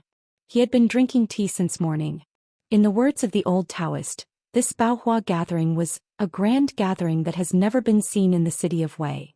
The great painter from the capital, the only son of a noble family that had been favored for generations, had come here to attend the gathering. How could he lose face for a noble family? He wouldn't even eat at the Munanju's main restaurant. He must have booked the best table at Cheonghua Building. One table cost 50 taels of silver. Old Taoist Lu had never eaten at a banquet that cost 50 taels of silver. No matter what, this time he must eat to his heart's content. Li Yunxin found it funny to see him like this, but it was understandable. He ordered some food and wine from the Munanju at the corner of the street and ate slowly on the stone table. He didn't like drinking before. But after he came to this world he liked it. But he didn't like hard liquor. He only liked the Munanchun of the Munanju. According to the taste, it was about 10 degrees. It had the fragrance of fresh fruits and grains. He drank 1 or 2 cups each time to soothe his nerves, because he was too tired recently. Although he was staying in the courtyard, his thoughts, apart from sleeping, hadn't stopped for a moment. He was trying to make an important decision. This decision was against his original intention of coming to the city of Wei. But the situation was different. because he realized that the ninth young master had other secrets besides the identity of the ninth son of Qi Wen. And he met Ling Kongzi at the Qiao family yesterday. Li Yunxin felt that he had a dark mind. So it was hard for him to believe in coincidences. When the Daotong cultivator Ling Kongzi met him, he knew that he was not immortal. If he didn't solve this problem, his identity would not be safe. But thinking about it further, his identity was only to save his life. But there were many other ways to save his life. He was trying to avoid a bad result and get a good one. However, there were many times when the success or failure of a matter depended on luck in addition to strategy. It was precisely because he knew this that he had planned for the worst from the very beginning. To use Li Yaoxi and the Qiao family members as experimental subjects to verify a certain method. Now that the method was proven to be effective, it was time for him to start planning for his future. He had been living peacefully for more than 10 years, but he was suddenly being hunted down. Then one after another he would be surrounded by capricious fellows who might harbor ill intentions towards him. It was said that pressure was the motivation to move forward, but he did not want this kind of pressure at all. Compared to carefully observing other people's expressions for survival and praying that he would not be eaten, he wished even more that he was the villain. Tonight would probably be the first act of the upcoming drama. He had to achieve his first goal. Night fell and the lanterns were lit. Just as Lu Laodao had said, the venue tonight was Qianxia Building. Since it dared to use such a name and was really famous in the city of Wei, Qianxia Building couldn't just be described as magnificent. Therefore, when Li Yunxin and Lu Laodao walked for nearly an hour to the outside of this building, he was very surprised. He used to live in a mountain village and then in the wilderness. He came to the city of Wei and lived in Lu Laodao's Dragon King Temple, so he rarely came to such a prosperous place. Therefore, his general impression of the buildings of this era was beautiful and ancient, but limited by the technical conditions. He could only make the ancients sigh, but not himself. But at the first sight of this building, Li Yunxin knew that he had underestimated this world. There were almost no walls on every floor of this Qianxia building. Every floor was like an enlarged version of a pavilion, with a 360-degree panoramic view, supported only by the vermilion wooden pillars painted with gilded patterns of flowers and birds. Just looking at the first floor, it could easily fit 3 Munanju stores. Then the floors slightly shrunk to the 6th floor, which was covered with a gilded roof. At this time, thick candles were lit on the roof and by the windows, illuminating the whole Qianxia building under the night sky. It really looked like a pagoda in the hands of a divine immortal. There was a lot of traffic downstairs. At a glance, all kinds of luxurious carriages and horses gathered on the street, and manservants in all kinds of clothes were running back and forth. There were high-ranking officials and nobles dressed in silk and satins, women and young ladies escorted by their servants, walking towards the main entrance. There were also well-dressed guards looking around with bright eyes. After he came to the city of Wei, he knew that the clothes of ordinary people were not special, and could only be described as rich. But at this time, seeing the scene in front of Qianxia building, even a person like him felt dazzling and gorgeous. This should be the upper class of the city of Wei. He and Lu Laodao turned out of a small alley. As soon as they came out of the alley, they saw such a scene, and only felt a wave of noise hit them in the face. Lu Laodao was a little absent-minded and couldn't help but stop. But Li Yunxin didn't like this kind of noise. At this time, the street was only paved with green stone slabs, and there was yellow soil on both sides. It hadn't rained for many days and it had long been dry. On the street, there were not only people and servants attending the meeting, but also people from the city who came to see the scene. When there were more people, the shouting, hawking, and crying of children mixed together. There were also some leftover melons and fruit pits and dirty water from an unknown source, all over the ground. It was very noisy and dirty. The two of them walked out of the alleyway. Unlike the officials and wealthy merchants who had carriages and horses to clear the way on the stone streets, they only paused for a moment at the entrance of the alleyway. Their brand new shoes and clothes were already covered in a thin layer of dust.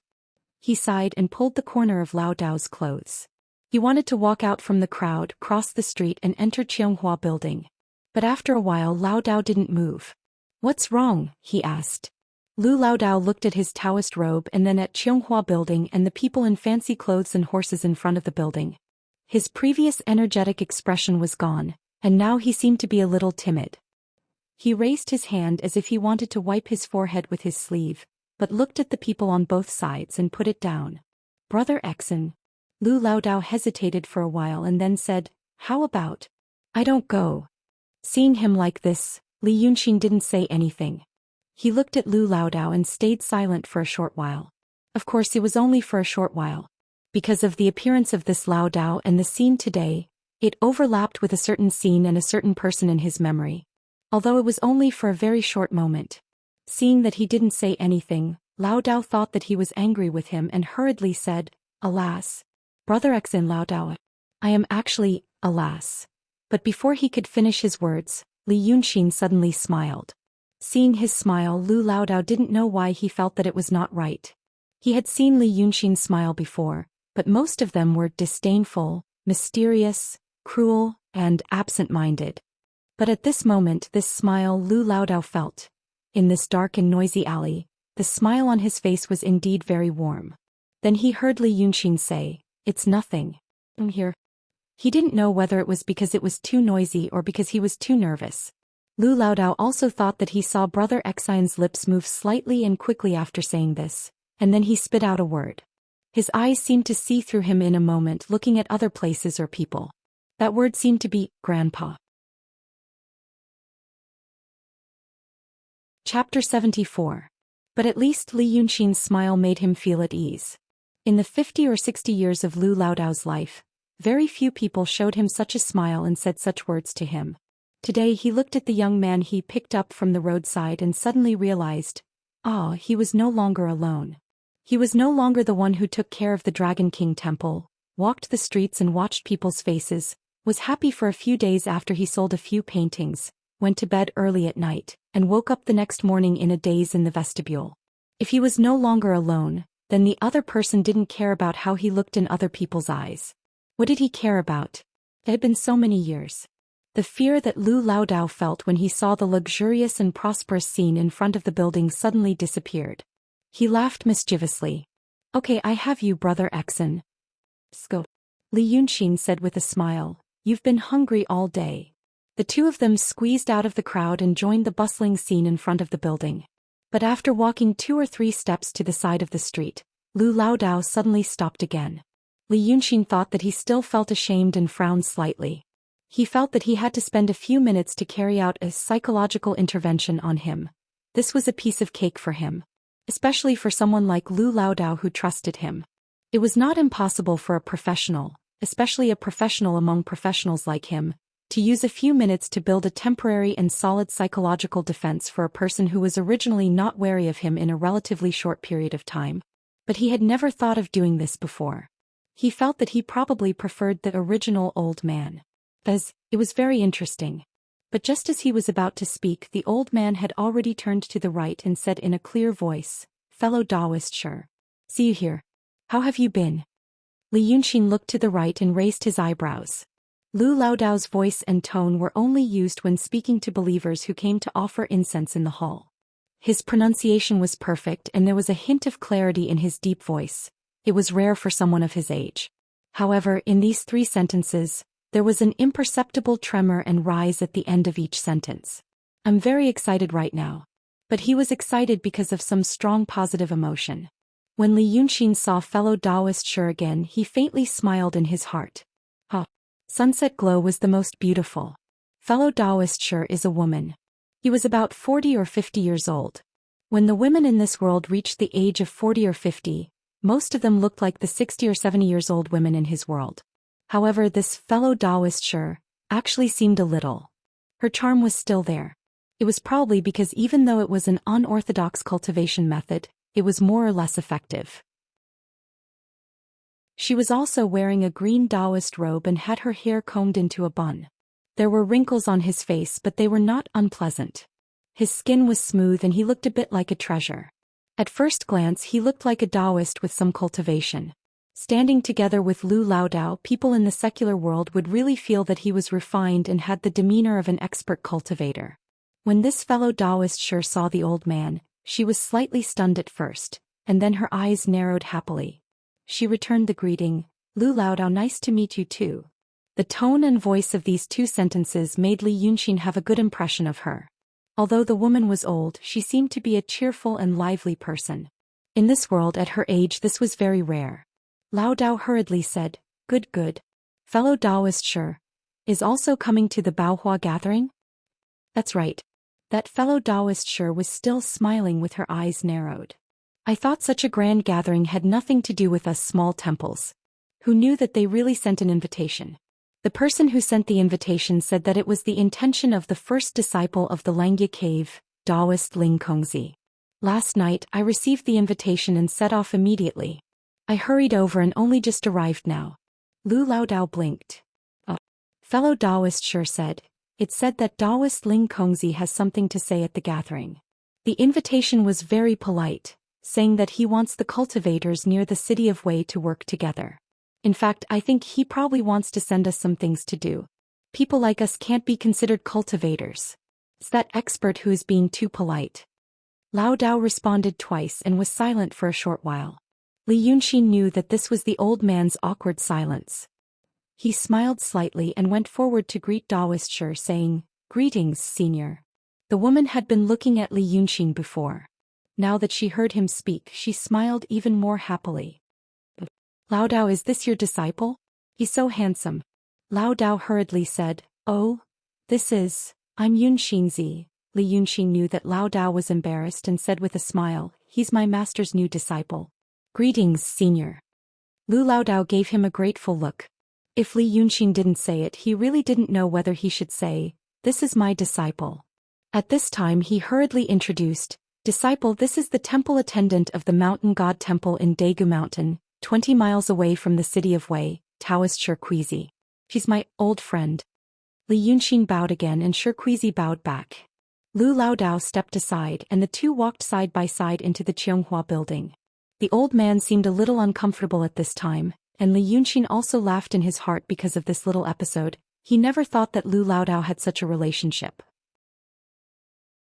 He could see that Lu Lao Dao loved Shirquizi, and that the female Taoist didn't hate Lu Lao Dao, and even had a little favorable impression of him. But the two were so far away from each other, and it wasn't convenient for him to fall in love with them. What was the story between them? Passing through the carriages and horses on the street, they arrived at the front of the Qianghua building. Someone blocked the view before so they couldn't see clearly. But now they found that there were already some people waiting by the big stone lion on the left. The big stone lion in front of the Qianghua building was as high as 2 people. The middle of the stone lion was spacious, and the door was wide open, just like the door of the abandoned palace of the former dynasty in the city of Wei, which expanded a small square. A group of Taoists in green Taoist robes were waiting by the stone lion on the left. 2 manservants were also waiting there. Seeing those in simple clothes, they politely led them over, looked at the invitation, said a few words and asked them to wait there. So they knew that they were probably here to welcome guests like them. Those in fancy clothes and horses would go straight to the front door and wouldn't be stopped. But it was not a rude thing. In such an era, in such a world, there was a difference in status. If these unruly Taoists who were invited to come in with those high-ranking officials and dignitaries, they would be like Lu Lao Dao, feeling even more uncomfortable. Seeing the 3 of them coming, a tall and thin manservant came forward and bowed. 3 Taoist masters, are you here for the meeting? Do you have an invitation? Shirquizi bowed back, took out a small red invitation and handed it to the manservant. Then another one led her over. Lao Dao frowned slightly and took out his invitation hesitantly from his sleeve. Because it was different from Shirquizi's. Chapter 75. The manservant was just taking a look at it as usual. He just glanced at it and then passed it. For such a grand event with so many big shots, those who dared to come were not here to make trouble. He took a look at it and said, This way. However, after saying these 4 words, he paused. He subconsciously looked at the invitation again, then raised his head to look at the old Taoist and Li Yunxin. He knew the style of the invitation that Lu Lao Dao handed to him, gilded, delicate and complicated. There were a total of 12 copies, all for the top figures in the city of Wei. Now this thing appeared in Lu Lao Dao's hands. He stared at Taoist Lu for a while before asking politely with an apologetic smile, Master Taoist, you look a little familiar. May I ask if we are fated to meet before? Qianghua Building was the top place of entertainment in the city of Wei. Those who work here and come out to welcome the guests today must be clever people with clear minds. They would not be like the people in the fairy tales Li Yunxin had read, who only looked at people with their eyes but did not think with their brains. Therefore he asked cleverly if Lao Dao was from the city of Wei. If he was, he should be able to recognize him with this invitation. The old Taoist was not a brat. He knew that something might have gone wrong. He said, "Well, I am from the city of Wei, the Dragon King Temple on Taoxi Road in Liuhe Prefecture. I am the temple attendant there."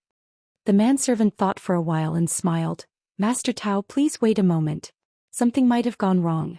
I dare not make a decision and have to report to the manager.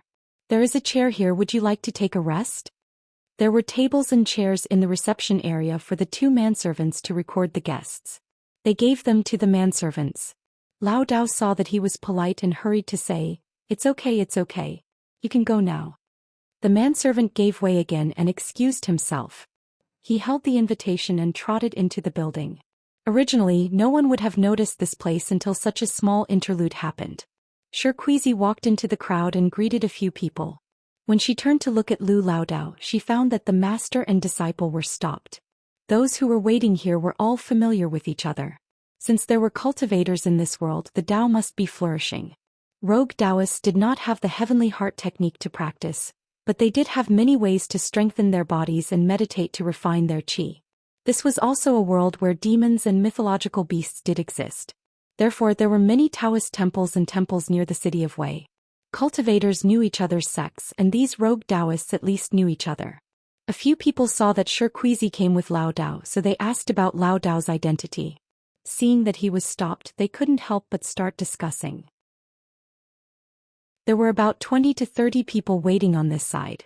From time to time they would glance in that direction and Lao Dao would feel uncomfortable. Shirkuizi walked over slowly and asked, "What's going on?" Li Yunxin smiled in his heart.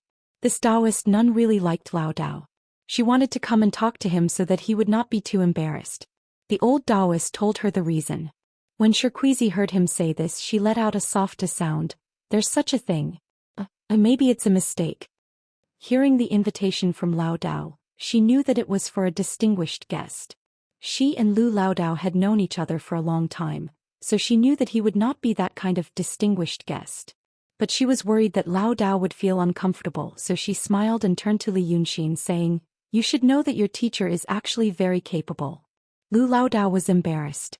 Shirkuizi thought that he was being modest and said, "There are 5 painters in the city of Wei who have the artistic conception, and your teacher is one of them. Although he is not as good as the other 4. While saying this, she smiled and glanced at Lu Laodao. "But compared to us, he is a real master. Your teacher cultivated and understood the Dharma access by himself. When he was in his 20s, he met your grandmaster and was taught the method of cultivation. Alas, fate makes fools of people." Shirkuizi sighed sincerely. If your teacher was lucky enough to meet a monk from the cave sect who came out to travel the secular world when he was young, maybe he would be a celestial being today. Li Yunxin looked at Lu Laodao in surprise, but Shirkuizi thought that he never knew that his teacher was so good. But he really didn't know. Li Yunxin was taught by her parents and the 2 Taoist painters little by little. His starting point was higher than that of any painter or Taoist painters in the world. Therefore, even the 4 painters of artistic conception in the city of Wei and the emptiness realm painter in the capital were like children's play in his eyes. Why would he care about the level of Lu Laodao compared to those unruly Taoists? It was like, in his previous world, a billionaire wouldn't care about the difference between a billionaire and a millionaire. In fact, in his eyes they were still a little bit rich. From the looks of it, what old Taoist Lu said to him in the past was not all bragging. He used to be on the edge of artistic conception, but now he could be considered a serious painter of artistic conception. He also paid attention to the situation of the 4 painters of artistic conception. They were all born in the rich and powerful families in the city of Wei, and they got to where they were with all kinds of Dharma access and resources. It was not unreasonable to say that it was hard for a poor family to have a noble son. But a person like Lu Laodao, who had no roots and no foundation, really relied on his own ability to get to where he was today. Li Yunxin felt that he probably looked down on him in the past. Just as the old Taoist was about to say a few humble words, The manservant had already rushed over with the steward. Without waiting for Lao Dao to speak, the steward hurriedly bowed and said, "Sorry to keep you waiting. It's my servant who is inexperienced and missed your time. I have reprimanded him. Today I don't want him to be an eyesore. Please come with me, I will lead you into the building." Lao Dao and Shirquizi were stunned. The people waiting there also heard the steward's words and looked over. Those who knew Lao Dao frowned slightly and thought about what happened. Those who were not familiar with him were listening. Lao Dao asked subconsciously, "That invitation, didn't it say that something went wrong?" The steward had seen many nobles who came to the building and knew that some people looked kind but were actually very strange and not easy to joke with. He thought that he was teasing him because he was unhappy, so he hurriedly smiled and said, "That's because the children have eyes but don't recognize Mount Tai. You Taoist Hunyuanzi are one of the 5 painters of artistic conception in the city of Wei. This invitation is for you. There are 12 invitations in total. Except for the 5 of you, the other 7 invitations are all top-notch figures. How could there be a problem?" The steward only thought that Lao Dao felt that he had lost face because he was stopped in front of these wild Taoists. Therefore, in order to help him gain face and appease his anger, she used a voice that was neither too loud nor too soft, but was just loud enough for the people nearby to hear. But Lao Dao's reputation as one of the 5 painters of artistic conception in the city of Wei was mostly said by himself, and others listened to him. At this moment the steward said it seriously, and seriously, the group of people were stunned. After a short while, before they could say anything, they heard a young man sneer from the side of the main entrance. "Can you even say such a joke here?" Chapter 76. In fact, the person who spoke looked to be about the same age as Li Yunxin and was dressed similarly. Although he was not as handsome as Li Yunxin, he was still a delicate boy. He was also wearing a green Taoist robe with a bun and a wooden hairpin. But if one looked closely, the craftsmanship of his Taoist robe was quite different from that of Li Yunxin. If the green Taoist robe was opened, one would find that the inside was made of satin. And the ordinary-looking wooden hairpin on his head was made of agar wood. Looking at the person beside him, it was an old man about 50 years old. He was dressed similarly, looking clean and simple, but in fact, it was low-key luxury. The people waiting here were all older than the young man. But no one rebuked him, even though he interrupted with a disdainful tone. Because of the identity of the old man beside him. Those artists who often went in and out of the city of Wei all knew that he was indeed a painter of artistic conception. The Yu family in the city of Wei was called Yu Mengda, and his Taoist name was Xianxia. And this Yu family was indeed the Yu family of Yu Meng. Although it was not the main family, it was also a wealthy family in the city of Wei. The young man saw that everyone was looking at him, but he did not feel uncomfortable. He had been with Xianxia for a long time and had seen a lot of things, so he naturally had a calm and arrogant temperament. He said again, "I only know that there are 4 painters of artistic conception in the city of Wei. When did the 5th one appear? Some words can be joked in private, but it's not appropriate to say it on such an occasion." When he finished, he glanced at Lao Dao and nodded slightly. "It's not against you. But today the Qianghua building is full of distinguished guests. Some words are a joke and also a disgrace to the painters of the city of Wei. I think you can understand?" Xianxia beside him did not say anything but did not leave either. He only looked at Lao Dao with his eyes. Perhaps it was inconvenient for him to say something because of his status, so he let this clever little Taoist boy beside him say it. The young man did not speak seriously and said too much, so he just scolded him casually. Originally, with his status and position, he would not bother with someone like Lao Dao. But before he came, he had indeed heard that the 5th conception painter would be coming today. It was because his good friend, Taoist Pananzi of the Ling Su sword sect, had returned to his sect and couldn't come, so he gave the invitation to Taoist Hunyuanzi. Xianxia wanted to be friends with Pananzi for a long time. However, most cultivators were perverse and temperamental. It took him a long time to establish a good impression of them and meet them a few times. Originally, he wanted to go to Qianghua Tower today. Now that he had paved the way, he wanted to deepen his relationship with Pananzi and try to ask if he could get some Xianmen techniques. Who knew that after operating for so long he would suddenly return to the sect? Cultivators have long lives. It was unknown how long it would take for them to return. Xianxia, on the other hand, could not wait for long. It was even more likely that all of his plans would be ruined. Thus he was already rather unhappy. When they were about to enter the door, the Taoist boy beside him heard their words and scolded them, so he simply let them be. Besides, what was Han Yuanzi's identity? He had heard of him before. He was just a temple attendant of the Dragon King Temple. Seeing these wild cultivators flatter each other in front of the tower, he already felt it was very funny. Now this person was really going to sit with him. It was simply ridiculous. It has to be said that although Pan Nanzi didn't come today, another immortal was coming. A rare disciple of the heavenly grotto heaven. If someone like Han Yuanzi went to the table, wouldn't it be a joke? Thus, when the Taoist boy asked that last question, he still didn't say anything. Now Lu Laodao's expression was not good. Xianxia also frowned. Everyone knew what kind of person Xianxia was. He could endure a few words from the Taoist boy. After the two of them talked and left, although these people felt awkward, they could still joke around and forget about it. But today, after the Taoist boy asked, "I think you understand," he slightly raised his chin and didn't leave. He was waiting for Lu Laodao's reply. Being lectured by a teenager in front of so many people, and now he had to respond. Anyone would feel embarrassed. If he really said, I understand today, then he would really become a joke. But if he ignored it because of his backbone and made Xianxia embarrassed in this situation, then he would probably be in a more terrifying situation in the future. Lu Laodao's eyes quickly swept over Xianxia and his face turned red. The wild cultivators behind him also became silent. Even those who were not familiar with Old Taoist Lu felt a sense of sympathy for the death of a rabbit. In just 1 or 2 seconds the atmosphere became extremely awkward. However, just as the little Taoist boy suddenly interrupted, another equally young voice rang out. What's wrong with learning at such a young age? Learning to show off.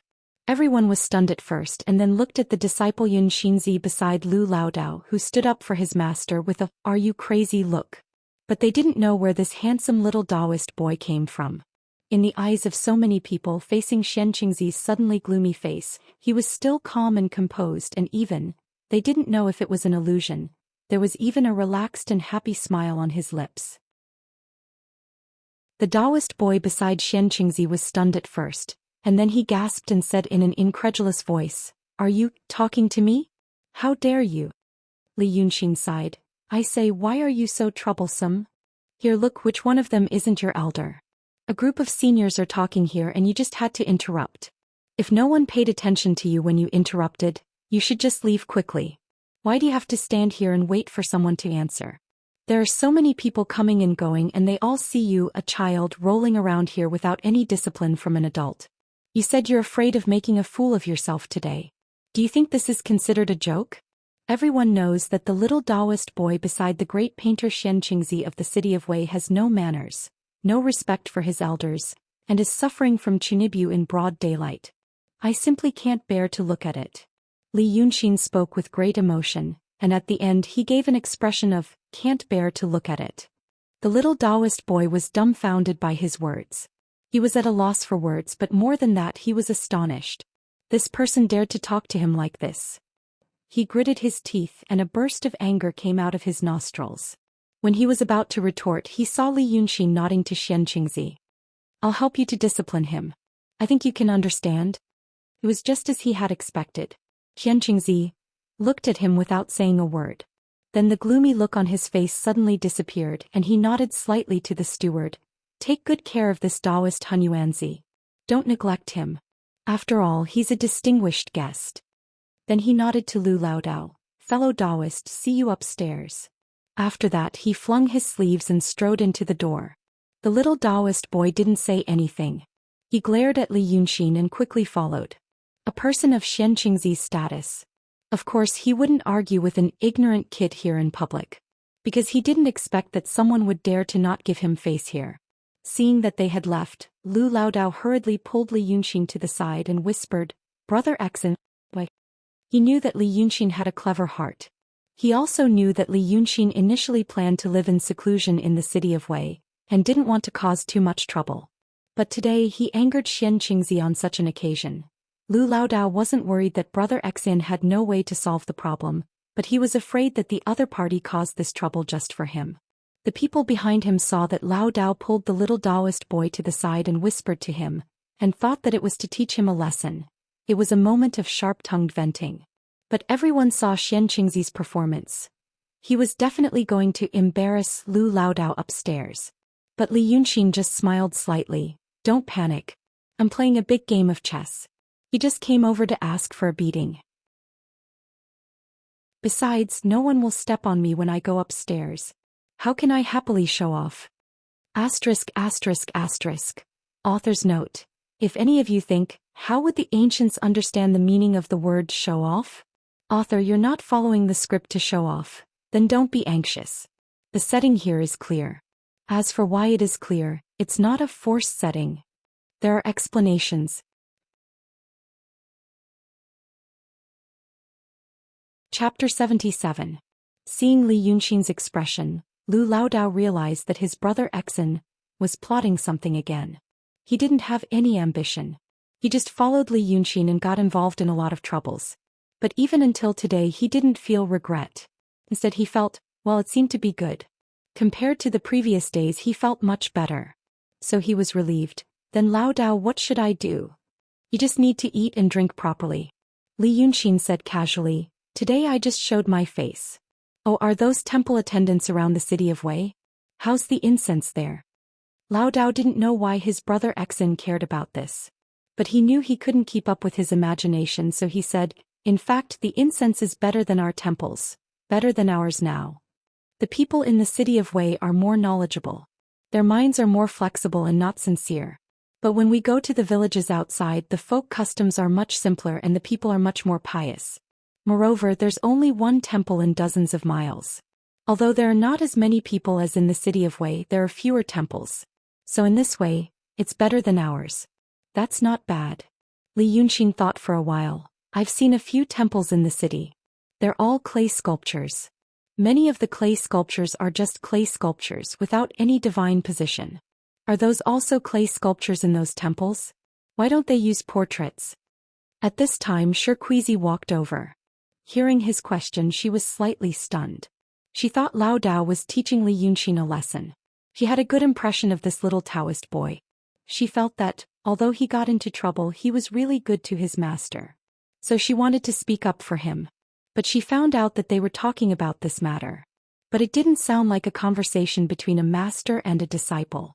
But she still couldn't help but say a few words. When you go upstairs, bear with it as much as you can. You're a filial child. But your master is in a difficult position. You can't be like this in the future. Li Yunxin didn't mind Xianxia's tone. It was a kind of advice from an elder and it was all out of kindness. He only smiled and nodded. Yes. Xianxia was surprised again. This little Taoist was a little strange. At this moment he became calm and composed again. He was like a completely different person from before. What was going on with him? The manager of Qianghua Pavilion also came over and sighed. Taoist master, please follow me upstairs. Originally, when the steward confirmed that the invitation in Laodao's hands was correct, the Taoist priests felt honored. After all, they were of similar origins. However, after what happened before, they all felt that Lu Laodao was most likely going to suffer. Therefore, when she looked at him now, she could only sigh in her heart. However, Lu Laodao's face did not show much apprehension. Instead, he walked in front of the steward while talking to Li Yunxin. They were talking about what happened just now. Although most of the temple attendants are painters, only a few of them can draw decent paintings. Most of them draw something that calms the heart and calms the house. They are sold to pilgrims, but their effect is limited. As for drawing a portrait of the real deity in the temple like Brother Xian, it's unthinkable. If you have the ability to draw the Reiki of the deity, you don't need to be a temple attendant anymore. Oh. How about I draw for them? I trust Brother Xian's ability. Laodao listened to his words and paused. But it's hard to say about the others. That temple is the temple where they settle down. Some of the statues do have deities on them. If Brother Xian wants them to destroy the deity and replace it with a new one, probably only a few people can trust me, Laodao. But the others, I understand. Li Yunxin nodded. When we go upstairs, just answer whatever they ask you. I'll take care of everything. At this time, the two followed the steward through the lobby on the first floor and went to the second floor. In the past, when Lu Laodao came to Qianghua Tower and saw the jewels in the tower, He would look at them carefully and keep them as a topic of conversation in the future. But after hearing what Li Yunxin said, he suddenly panicked for no reason. He didn't know why, but he felt something was wrong. Brother Xian was still Brother Xian, but today, or recently, Brother Xian was not right. The old Taoist had a feeling that he might be doing something very big. So big that he might never see him again. When they stepped on the last step, the steward stepped aside and said, "Please come in. I'll lead you here." Lu Laodao stopped thinking and looked forward. The second floor of Qianghua Tower was very spacious. It was a complete lobby supported by only 2 rows of pillars in the middle. According to Li Yunxin's impression, it was very similar to the layout of the main hall of the Imperial Palace that he saw in movies and TV series. On the other side of the lobby, there was a huge gilded screen facing the entrance of the stairs. In front of the screen was the chair. The seat was naturally the table. The table in Qianghua Tower was actually quite old-fashioned, the separate dining system.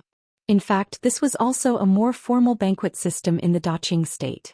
Everyone had a table in front of them, sat on their knees and drank several rounds of wine in a row.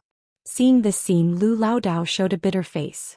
He had never seen this kind of situation and he didn't know anything about etiquette. There were 13 seats in the lobby, the chair in the center and 6 seats on each side. Thinking of the steward saying that there were only 12 invitations, he guessed that they should be for the 12 people. But no one had taken the seats yet.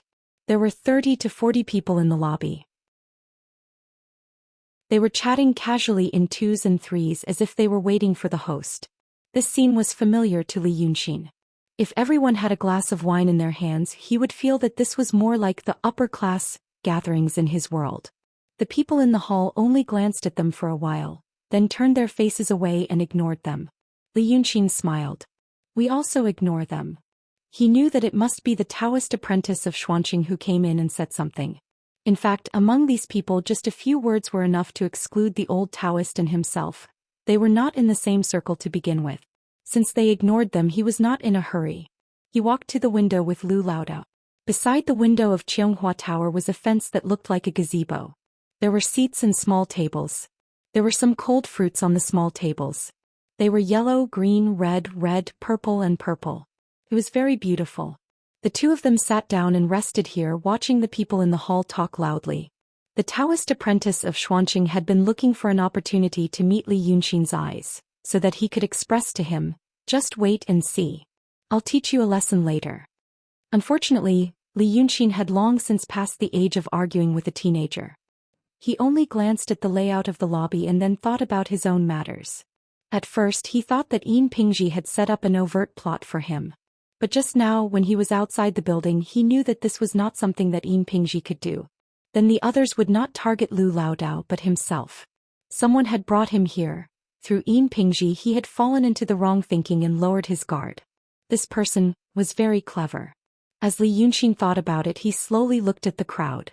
Who could it be? He actually made him suffer a small loss. Chapter 78.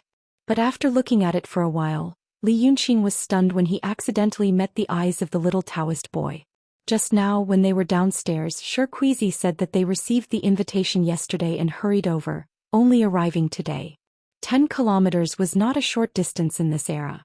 The person who sent the invitation must have left earlier. If they had ridden horses or taken ox carts, they should have left yesterday morning. So the decision of Ling Kongzi inviting them to the meeting should have been made by him yesterday. That was to say, Ling Kongzi had already arrived in the city of Wei before meeting him yesterday. Yin Pingji couldn't get one of the 12 high-level invitations. So, it was made by Ling Kongzi. It was not a coincidence that the woman went to the Qiao family to see him yesterday. Li Yunxin was stunned and the little Taoist boy became complacent. He thought that Li Yunxin talked back to him before because he didn't know who he was. Now seeing him here, the little Taoist boy was shocked. He thought that he shouldn't dress too low-key when he went out. Today a powerful person was coming and he didn't know what that person would wear, so he dressed like this. If he went out in luxurious clothes, the guy by the window probably wouldn't dare to say a word. But he couldn't let them go because of this. The little Taoist boy smiled at Li Yunxin insidiously and pointed at him. This idiot. Li Yunxin turned his eyes away and continued to think about his own things. There were probably two reasons why the first disciple of the Langya cave heaven paid attention to him. One was the death of the 3 swordsmen of the Lingshu sword sect. The 2 cultivators in the city of Wei were idiots, but it didn't mean that all the cultivators in the world were idiots. It was reasonable for Ling Kongzi to suspect him. After seeing what he did in the Qiao family that day, his suspicion could almost be confirmed. But he didn't make a move and behaved politely. The other thing was, it was the Jade Slip of Enlightenment. If it was because of the Jade Slip of Enlightenment, it would be even worse. In fact, if either of these two things were confirmed, it would be a matter of life and death. However, as Li Yunxin sat by the window and deduced these two thoughts, he smiled instead. Lu Laodao was carefully picking the fruits from the corners of the fruit platter to eat. He didn't want to look too ugly and ruin the decorations.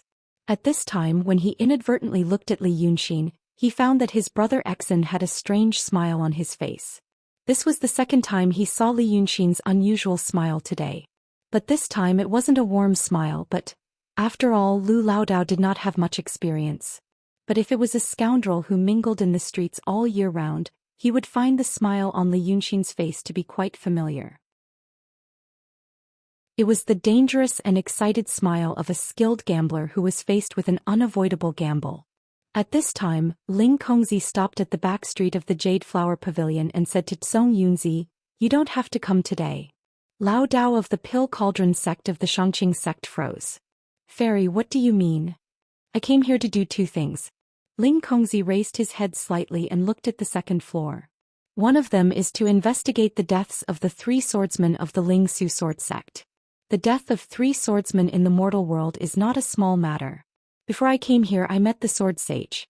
The sword sage knew that I was going to travel, so he gave me some instructions." "You met the sages?" Song Yunzi's eyes widened. Because no one had seen the 2 sages for almost 100 years. However, Ling Kongzi didn't answer this meaningless question. "I was investigating you in Pananzi before. But now I don't think you did it. You're not smart enough. So, you don't have to come to the Baohua Guild to avoid delaying my business." Song Yunzi didn't know if he should be happy or sad after hearing this. He hesitated for a while and said, "Fairy, what about the other thing you did?" Ling Kongzi narrowed his eyes and looked at the second floor. "Killing demons." After saying this, she paused and added, "The remnants of the art sage." Song Yunzi frowned slightly. Oh, you don't know about the art sage?" Ling Kongzi nodded. "Do you want to know?" Song Yunzi was stunned for a while. However, Ling Kongzi didn't seem to be asking for his opinion. "You only know about the 2 sages, but you don't know about the 3 sages. 2,000 years. It's long enough for you to forget everything. Then you should know about Taoist Danqing. Taoist Danqing's cultivation method is different from Dao Tong and Kenzo, but it's the heavenly heart dharma. Aren't you curious about it?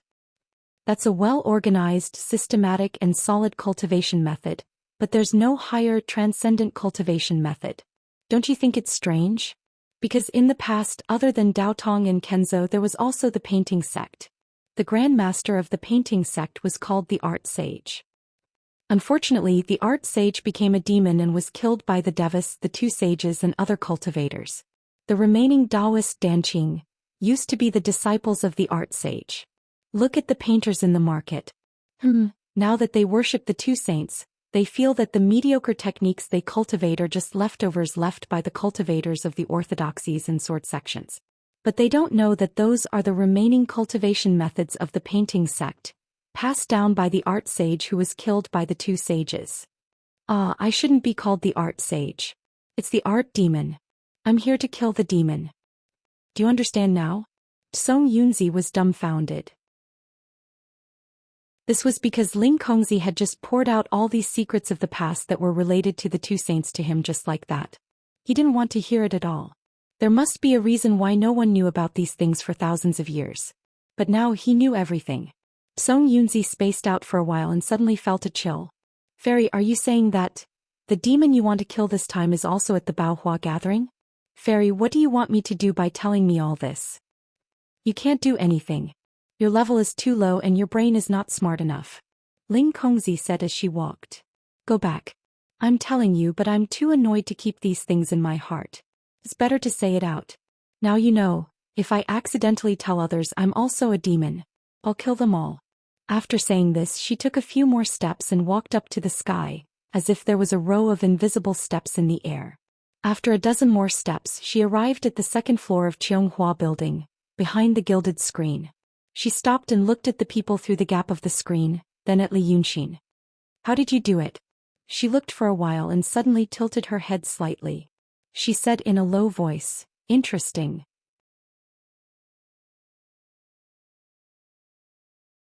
Chapter 79. Behind the gold-plated screen was a large soft couch. Usually when one was tired from banquets, they could come here to rest, or when they were in the mood to laugh with the dancers. Ling Kongzi looked at Li Yunxin for a while, then turned to look at the soft couch as if he wanted to rest on it. But he seemed to have thought of something or seen something and he frowned slightly. At this time the voices in the front hall suddenly grew louder. The originally small chatter turned into a wave of greetings and compliments. One of the leaders of today's Baohua gathering, Great Master Pei Juzi, had arrived. Lu Laodao also hurriedly got up. Li Yunxin was still leaning against the railing by the window. In any case, his identity today was that of a little Taoist boy. With so many people here, no one would pay attention to him. What's more, when Great Master Pei Juzi and his group came up, there was a group of wild Taoists following behind them. The main character had arrived so they could also take the stage. But in the end there was still a difference in status. Originally, these tables by the window with plates of melons and fruits were prepared for these people. Li Yunxin narrowed his eyes slightly as he looked at Pei Juzi. He originally wasn't interested in Pei Juzi. He only glanced at him out of instinct.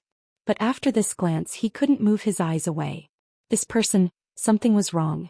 Everyone had their own characteristics and unique hobbies, no matter how unconventional they were. It wasn't that the big shots always had a high and mighty face, and the poor always had a submissive appearance. But this Pei Juzi in front of him, Li Yunxin felt extremely strange. Looking at his clothing, skin color and appearance, he was indeed a person who lived in luxury. But looking at his expression, it was quite awkward. Others might not dare to stare at him out of respect or fear. But Li Yunxin found that he was actually pretending to be reserved. He seemed to be trying his best to keep a straight face and not smile. But his eyes were wandering and his body language was saying, "Is there anything fun? Delicious food? Why is it different from what I imagined? What's going on?" Li Yunxin made a soft sound of surprise and sat up straight. Today was more fun than he had imagined. It was also at this time that the sky slowly darkened. Looking out of the window, one could see that the setting sun had been shrouded by thick clouds. A thick layer of burning clouds appeared in the western sky. But as the clouds became thicker and thicker, even the light of the sunset disappeared. Night arrived an hour earlier than usual. However, the banquet had already been prepared and the candles were already prepared. The servants quickly filed in, lit the candles in the hall and covered the hall with a windproof cover. Although the eaves of the Jade Flower building were cleverly designed so that normal wind and rain couldn't blow through the windows, it was difficult for the wind and rain to blow in. But seeing the dark clouds looming over the city tonight, a steward still asked if the thick curtain should be lowered. Qianghua building was located in the center of the city of Wei. The lights of the city of Wei, seen from upstairs at night, was also one of the 8 famous local sceneries. At least the boss of Qianghua building hoped that Master Pei Juzi would like to see it and mention it after returning to the capital. The group of people looked out the window, eagerly offering advice to Grandmaster. But most of them suggested to lower the curtain to prevent Grandmaster's precious body from catching a cold. However, at this moment, a not loud voice suddenly came into everyone's ears in the midst of the noise. "The dark clouds looming over the city are about to destroy the city, and the storm is coming. This is the perfect time. No need." Then the person who spoke walked out from behind the screen, walked to the chair and knelt down. "Where is the fisherman fishing, old man? Bring it to me." After a short panic that lasted no more than 3 or 4 seconds, the entire hall became silent. All the bigwigs present should know who this plainly dressed woman was. Their servants might not know, but those who could follow them today were all clever people, so they didn't dare to make a sound. Everyone moved their eyes away from Pei Juzi and looked at the woman in white. After a few seconds, a steward next to Pei Juzi said, "I wonder when Fairy Ling Kong will come. Fairy Ling Kong is really good at Taoism, good at Taoism." With this flattery, everyone came to a sudden realization and they all chimed in. However, these echoes were done carefully. When they praised Pei Juzi, they used as much force as they could. Even if Grandmaster Pei Juzi was a descendant of a noble family, he was still a mortal. Mortals couldn't escape the emotions of mortals. These people were all smart people, so they could easily deal with Pei Juzi. But facing this fairy Ling Kong again, they felt powerless. High-level cultivators might find it hard to treat these people of the mortal world as their own, and the people of the mortal world would find it hard to treat them as their own. Even though it was vulgar, the most direct example was that when cultivators reached the transcendent state, their bodies would gradually break away from the category of traditional humans. Slowly, even if they ate and drank, they wouldn't even have excretion. Their extremely powerful physiological functions would absorb and resist everything. It was just that they looked like humans in a certain sense. Facing such a Ling Kongzi and a woman at that, after a storm of careful praise, they didn't know what to say. Originally, they were supposed to come first and wait for the important person to appear. Pei Juzi came, everyone chatted for a while, then sat down and waited for Fairy Ling Kong to arrive. When a master from Daotong arrived, according to the etiquette, masters had a long lifespan, so they followed the ancient etiquette. They led the master to a seat, then bowed to each other, asked the ceremonial officer to serve food and drink, responded with some words, and then Grandmaster Pei Juzi presented the painting. But now, everything was messed up. Ling Kongzi laughed lightly. Of course, I walked out from behind the screen. Which one is this Pei Juzi? Where is the painting? At this time, Li Yunxin also asked Lu Laodao in a low voice. Dark clouds looming over the city, the storm is coming. Have you heard of these two lines? Which poet wrote it? Laodao was staring at the majestic fairy Ling Kong and was a bit dazed for a moment. When Li Yunxin asked again, he came back to his senses, thought carefully, and said in a low voice, Brother Xian said it well. These two lines. Although they don't match, the tone is also wrong. But they are both wonderful lines. Laodao, I have never heard of them. These lines should be written by a fairy, right? She chose two lines from her usual poems and recited them casually.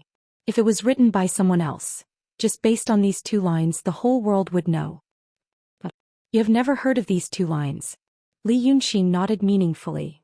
Well, Laodao had never heard of these two lines.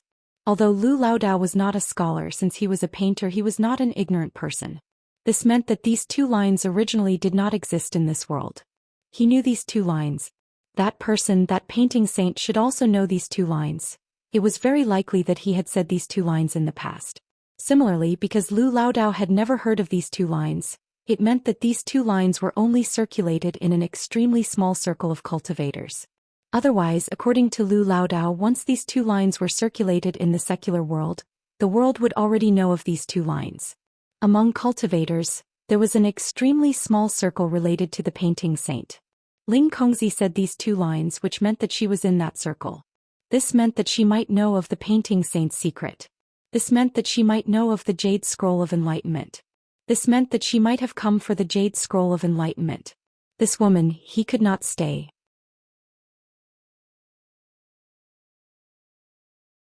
Chapter 80. The first drop of rain hit the wooden railing, creating a patch of water. The wind became stronger. The strong wind blew the gauze curtains, making them flutter. The hall that was supposed to be filled with fluttering clothes and gauze curtains was now filled with a murderous aura. After one breath, the heavy rain fell like crazy, and the world was filled with water vapor. In the strong wind, the flying gauze, and the pouring rain, Ling Kongzi sat upright in front of the table, with a calm and gentle expression on his face, and his clothes didn't move at all. She said not to put up a curtain, so no one dared to put it up. The strong wind rushed in through the window, carrying raindrops with it, and everyone's clothes were blown through. The might of the heavens and the earth combined with the imposing aura on Ling Kongzi's body caused practically everyone to hold their breaths. Some people even wondered if this storm was summoned by this fairy. The might of an immortal was not something mortals could fathom. A few seconds after she said that, the steward next to Pei Juzi wiped the cold sweat from his forehead and gently pulled on the corner of his master's clothes. Tonight the steward felt like he was going crazy. He didn't know if his master was scared, but he didn't seem right the whole day. Normally, no matter how high his status was in the secular world, no matter how good his family background was, in front of the first disciple of the heavenly paradise, he shouldn't act pretentiously. Was the status of the royal family high? But it was said that the royal family of the previous dynasty angered a master of the heavenly paradise, and at the same time, lost the favor of the Daotong and Kenzo. Thus, the first emperor of the Daqing state revolted and killed the royal family of the previous dynasty. No cultivator intervened. But now his master seemed to have become stupid. That fairy Ling Kong had said twice that she wanted to see the painting. He still stood in the same place, and just like before, his eyeballs were rolling. No one knew what he was thinking. Until the steward pulled again and almost everyone was urging him with their eyes. He seemed to wake up from a dream and untied the cloth bag on his waist. Then without the slightest scruple he pulled out the painting, walked over to Ling Kongzi's table and placed the painting on it. Then like a puppet he retreated a few steps back to the steward's side. His series of actions caused everyone present to break out in cold sweat. This was the first time they had seen Pei Juezi. They had never thought that this expert who was about to take over the position of the Imperial House Great Painter would have this kind of conduct and personality. Her wild and uninhibited and careless temperament could be used by any one of them here, but who dared to be like Fairy Ling Kong? Cultivators were naturally temperamental. No one would be surprised if Ling Kongzi were to fly into a rage and kill Pei Juezi in the next moment. Fortunately, the white fairy didn't seem to want to do that. She raised her head to look at Pei Juezi. Her gaze paused briefly on him before returning to the painting. Then he slowly unrolled the painting on the table and continued to sit there attentively, looking at the painting. At this moment, everyone realized. There was no singing or dancing, no small talk, no etiquette.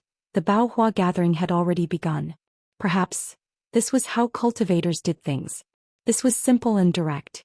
The Fisherman Fishing the Old was a rare painting. Most of the people present had a rare chance to see it. Thus, even those who were afraid of Ling Kongzi's, unfathomable and temperamental, stretched their necks to look more closely. The four painters could see some things but not enough. As for the ordinary people, they could only look at the painting and the feelings it gave them. Lu Laodao was so anxious that his eyes widened, because a group of people were slowly moving over and blocking the painting.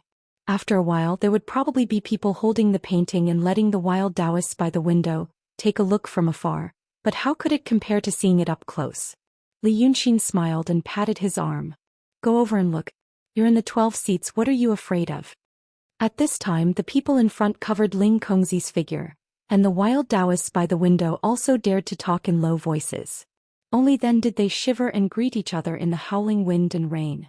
Shirkuizi crossed her arms and moved to Lu Laodao's side. Go. When you see it, come back and tell us. When Li Yunxin spoke, Laodao hesitated slightly, but when Shirkuizi urged him he no longer hesitated. He stood up and swept his gaze over the Taoists around him. He smoothed his beard and said, Okay, I'll go now.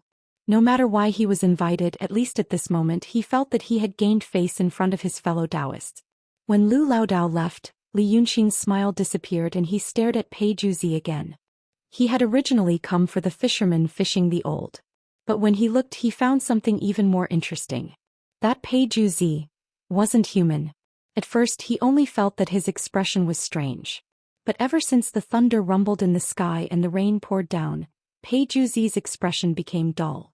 Li Yunxin felt that this dullness was because he was trying to focus on dealing with something, fighting against some kind of power. That was why he became like this. He was trying his best, and even at a certain moment, Li Yunxin saw something burrow out of his body. It looked like a leg with thick black hair. But only for a moment, it shrank back as if it was electrocuted. This Pei Juezi, he wasn't the original Pei Juezi. What he saw was that the thing that possessed his body, because it was trying too hard to fight against some kind of power, almost came out of its body. The most reasonable explanation was that it was fighting against Ling Kongzi. But when Li Yunxin looked at Ling Kongzi, he felt that this woman didn't notice the abnormality of the great painter. This was also very strange. She was a cultivator at the peak of transcendent state, but she couldn't see through a ghost that possessed her body? Li Yunxin tried to close his eyes and only use his spirit energy to sense. The result was a real shock. Indeed, he couldn't sense the ghost chi. This thing had some tricks up its sleeves. Then it was probably fighting against some kind of power from another existence. He opened his eyes and glanced at the dark clouds outside the window. Interesting. Tonight there would be a parade of demons and ghosts. The people of high status had all gone to look at the paintings, and their attendants had retreated to the window, waiting for the host to start the banquet. The little Taoist boy who had been taught a lesson by Li Yunxin outside the building walked over, trembling. He purposely moved closer to Li Yunxin and looked at him with a proud expression. You still have the mood to sit. Do you know what will happen later? Li Yunxin was thinking about something and made some last-minute changes to his plan, so he answered casually, I don't know. The little Taoist boy saw that he was a little dazed and thought that he was distracted by tonight's scene, so he became even more proud. Then do you want to know? Li Yunxin rolled his eyes, annoyed that the boy was interrupting his thoughts. No. The little Taoist boy was stunned and then he became angry. Hey, you are so stubborn. Let me tell you, in a while my master will ask your master to give the painting to the immortal. You know what your master is capable of, it must be very crude. Hey, at that time my master will say that your master is disrespectful to the immortal. Since he is one of the 12 masters, how can he be so weak? Of course he didn't do his best. At that time, no matter whether the immortal is angry or not, the governor and the governor who are sitting with him will definitely be angry. Just you do.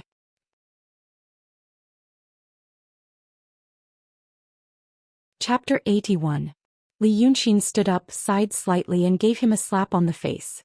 He had already carefully controlled his strength to prevent himself from slapping him to death and causing more trouble. He only wanted to interrupt him so that he could think properly. But even so, the little Taoist boy still made a sound. He spun around dizzily and fell to the ground with a thud. The wild Taoists around widened their eyes as they watched this scene. Li Yunxin sat down again and thought about his plan. This sound alarmed the few big shots in front of him. They frowned slightly and turned around to look. They saw the little Taoist boy crawling up from the ground with his hands and feet. He spun around and covered his face as he looked for someone to look at. But when he saw their eyes, he quickly stood up straight and put down his hands. What's wrong? Xianxia scolded him in a low voice. I am in a storm. The little Taoist boy gritted his teeth and pursed his lips. He was so angry that he was about to cry. I fell myself. Xianxia glared at him, then looked at Li Yunxin. Li Yunxin smiled at him. Then he mouthed, hit me. Xianxia's face instantly turned red. He turned his head away hatefully. Xianxia hurriedly tugged at Li Yunxin's sleeve. You child, she said in a low voice. You child, why are you so? Auntie, you also know that naughty children are difficult to manage. Li Yunxin looked at her and sighed. He's very annoying with his nagging. I don't want to argue with naughty children and I don't want to hit him. But if I persuade him, he will use his rich experience to defeat me. What else can I do? Xianxia also sighed. Sigh. But you made things difficult for your master. You are a good child, but what he said just now, although he might not do it, he will still make things difficult for you in the future. Li Yunxin smiled and shook his head. You are wrong. What he said just now, it's not that he might not do it, but he will definitely do it. You are a kind person and you may not think badly of others. But those people like to go to the extreme, especially when they are dealing with people who are not on the same level as them. For example, I won't persuade the naughty child to stop babbling. I'll just slap him in the face and interrupt him. Simple violence. As for them, they won't teach us a lesson or teach us a lesson. Killing people like us is as easy as crushing an ant. So it won't be difficult for them to simply crush us. Why would they bother to think about other things? Either I don't care about you at all or I'm going to take extreme measures. That's how I and the rest of them are. Neither of them are good people and we know each other very well. He had already thought of some things, so he was in the mood to chat with Xianxia. Xianxia heard his words and so did the people nearby. The young Taoist covered his face and walked over hatefully. He also heard the last few sentences. For a moment they were a little surprised. Hunyuanzi's little Taoist boy could actually say such words. It wasn't something he could say at all. Xianxingzi's little Taoist boy gritted his teeth and held back his tears. He pointed at him and said with a trembling voice, Good. It's good that you know. You, Li Yunxin acted as if he was introducing him. He stretched out his palm and said, Auntie, look. Just like this. He's such an old child and he doesn't have any sense of right or wrong. He can be the most ruthless and he can also be the most ruthless. Sometimes school bullying, oh, you don't know what it means, is done at this age. Just like today he did it or wanted to do it but no one can stop him or punish him. There's no fair environment. What should he do? Then kill him. Li Yunxin turned to the little Taoist boy. For example, this little bastard. A disobedient child who likes to harm others. What should we do? Just beat him to death. Then you see, you and your master planned to kill us and now I'm not happy. So I plan to kill you and your master later. Let's make a bet. Do you dare to bet? As Li Yunxin spoke, his whole body exuded a murderous aura. The murderous aura and killing intent of ordinary people was a kind of force. But the murderous aura, emitted by people like him, actually contained some spiritual energy. He was really afraid of people. When the little Taoist boy saw the look in his eyes, he finally felt a little afraid. He stretched out his hand but couldn't say anything. He only said, you, a few times in a trembling voice and then hurriedly walked to the side. Li Yunxin then sat down with a normal expression. This time, Xianxia only looked at him and didn't say anything. The wild Taoist boy beside him also didn't say anything. Although he had only cultivated some minor techniques, he could more or less feel some spiritual power. So they all felt the real murderous aura from Li Yunxin. It was also at this time that they realized that this little Taoist boy, who looked different from the others, might not just be a Taoist boy. Li Yunxin thought about it and smiled at Xianxia. All right. Let's say it. In fact, I'm not Hunyuanzi's Taoist boy. I originally planned to stay in the city of Wei for a few more days, but it seems that I can't stay for a few days. But I have a good impression of Lao Dao. So I'm more afraid that after I leave someone will cause trouble for Lao Dao. For example, that Xianxia, I touched him once outside the building and just now I touched him again. In fact, I did it on purpose. I purposely wanted him to go against me so that it would be convenient for me to do something later. But in this way he will hate Lao Dao. Then for the sake of Lao Dao's future I probably have to kill him. Otherwise it will be very troublesome. To deal with these people I have to beat them until they are convinced. Otherwise there will be endless troubles in the future. Hearing his words, the others were even more dumbfounded. Xianxia was a woman, so her psychological endurance was probably slightly stronger. After being dumbfounded, she slowly thought about his words and then frowned. Let's not talk about whether what you said is true or false. But your reason, your words don't make sense. You said that you provoked that Xianxia to make things convenient for yourself. Xianxia frowned and slowly organized her words. Then you were unreasonable first. But now that you've used him, you said that you were afraid that he would not stop pestering you, so you wanted to kill him. Your reason? Are you bullying me? Li Yunxin suddenly laughed. You are after all the woman that my teacher likes. You have good values and I also like you very much. That's right, I'm bullying people. But he has no choice. Auntie, in the future you have to remember one thing. Don't reason with evil people. Unless the environment you are in can support you to reason with evil people. A good person will not want to kill me because of such a small matter. So he is not a good person. Then his death is not to be regretted. Xianxia finally couldn't help saying, then didn't you want to kill him because of these things? Li Yunxin smiled and winked at her. So I am also not a good person. But since you are the woman that my teacher likes, I will give them a chance for your sake. If they don't court death later, then they won't die, all right.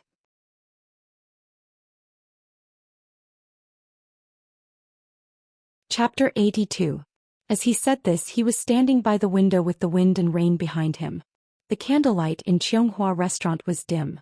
His sleeves were fluttering in the wind. A flash of lightning suddenly flashed in the sky. His entire person was black and white like the background. At this moment, Xianxia suddenly felt that Li Yunxin did not look like a human. He looked more like a demon.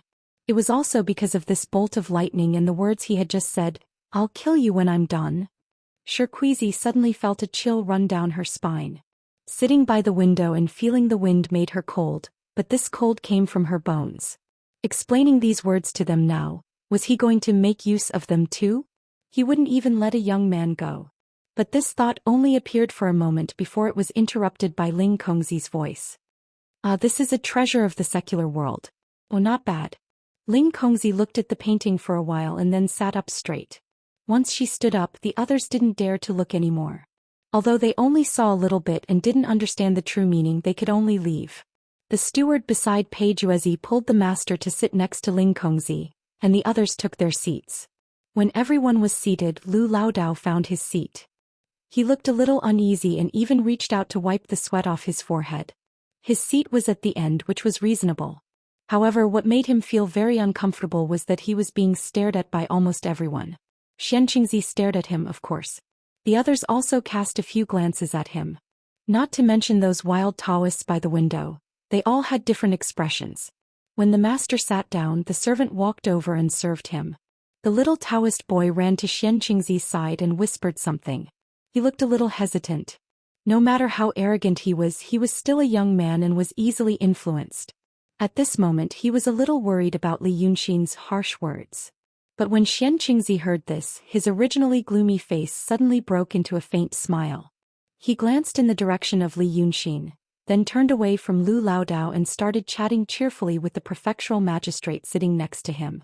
Li Yunxin understood that this was because in the eyes of the artistic conception great painter, she and Lu Daoist were already dead. It wasn't worth any more attention. The storm was still raging. No one knew what was wrong with Peijuzi today, but someone had to liven up the atmosphere. Xianxia had something on his mind and his status was high enough. It was appropriate for his status to be in between the Taoist and the secular world, so he was duty-bound. He cleared his throat and said, "I've also admired this fisherman fishing old man painting. It's an eye-opener for us. Fairy Ling Kong comes from an immortal sect, so her vision is naturally higher than us mortals.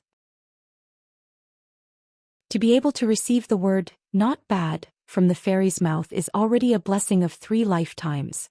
The others clapped their hands in agreement. Ling Kongzi's face was expressionless. He only nodded slightly. But this kind of attitude made everyone feel relaxed and happy. The scene gradually became lively.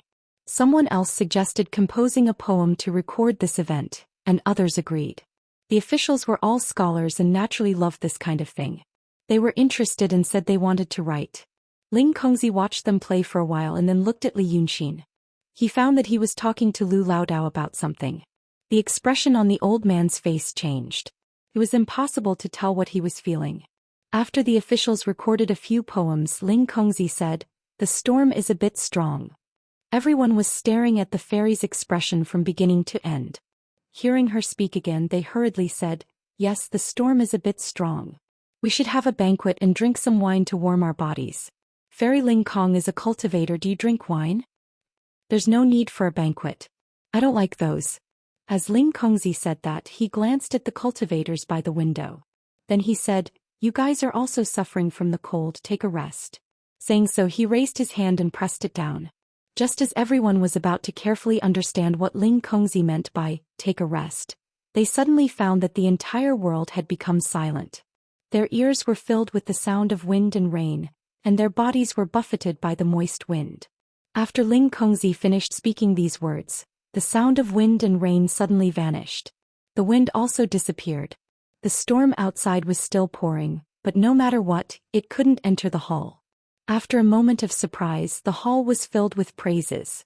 Most of these praises were sincere. The wild cultivators didn't think that Fairy Ling Kong would care about their feelings and used her thaumaturgy to stop the wind and rain. She was truly merciful. But only Li Yunxin let out a soft cry of surprise. When Xianxia mentioned the banquet, Ling Kongzi subconsciously glanced at the window. Li Yunxin felt that if his previous experience wasn't wrong, this was a related reaction. Because of the banquet, she looked at the window. There were 2 things by the window, one was a person and the other was a fruit in front of the person. Li Yunxin couldn't clearly see the expression on Ling Kongzi's face, but he could see her neck. Her real face should be extremely fair. Because the skin on her neck was white and delicate, without a single wrinkle or spot. Just now, the 2 sides of her smooth, snow-white neck slightly tightened. It was an extremely imperceptible swallowing movement. But just after that movement it was forcefully suppressed. This might be Li Yunxin's illusion. But the tone of her voice after that was slightly lower, and she made a gesture to suppress it. When these 3 things were combined, it was very obvious that this Ling Kongzi was subconsciously suppressing her strong desire. And she stopped the wind and rain just to explain her looking at the window action. She didn't need to show off like a secular person. If she really wanted to, why did she wait until now to pay attention to those cultivators who were Suffering from the wind and cold? This Ling Kongzi, she lied. It wasn't that she didn't like the banquet, but she couldn't for some reason. Her performance was extraordinary and she was definitely a cultivator different from mortals, but she actually told a small lie about this issue. So her image in Li Yunxin's mind became clearer. The wind in the hall disappeared and Ling Kongzi said again, "Today I came to the Baohua gathering for another matter." At this point she straightened her upper body and glanced at the people in the hall. "I want to go through the tribulation of killing." As soon as she said this, everyone's reaction was interesting. But at the same time, it also made Li Yunxin a little shocked. Except for Pei Juezi and Lu Laodao, the expressions of the other 9 people changed slightly, and their emotions were extremely complicated. With just a glance he realized. The people in the upper class of the city of Wei all knew. They all knew that the swordsmen of the Lingshu sword sect kidnapped people, killed people and went through the tribulation.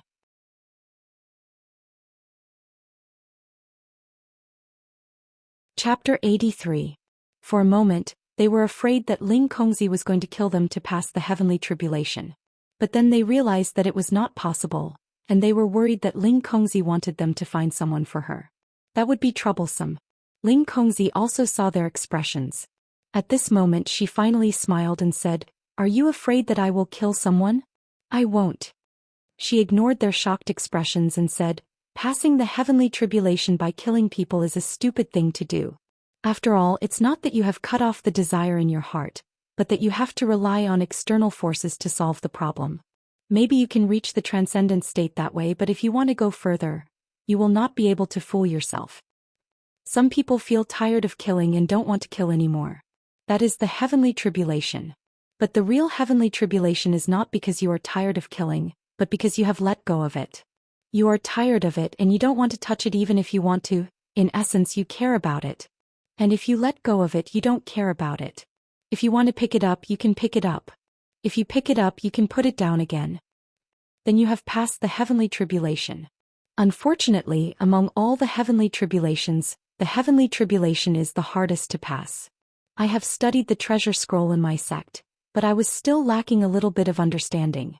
Just this little bit of understanding made me unable to pass the heavenly tribulation for 3 years.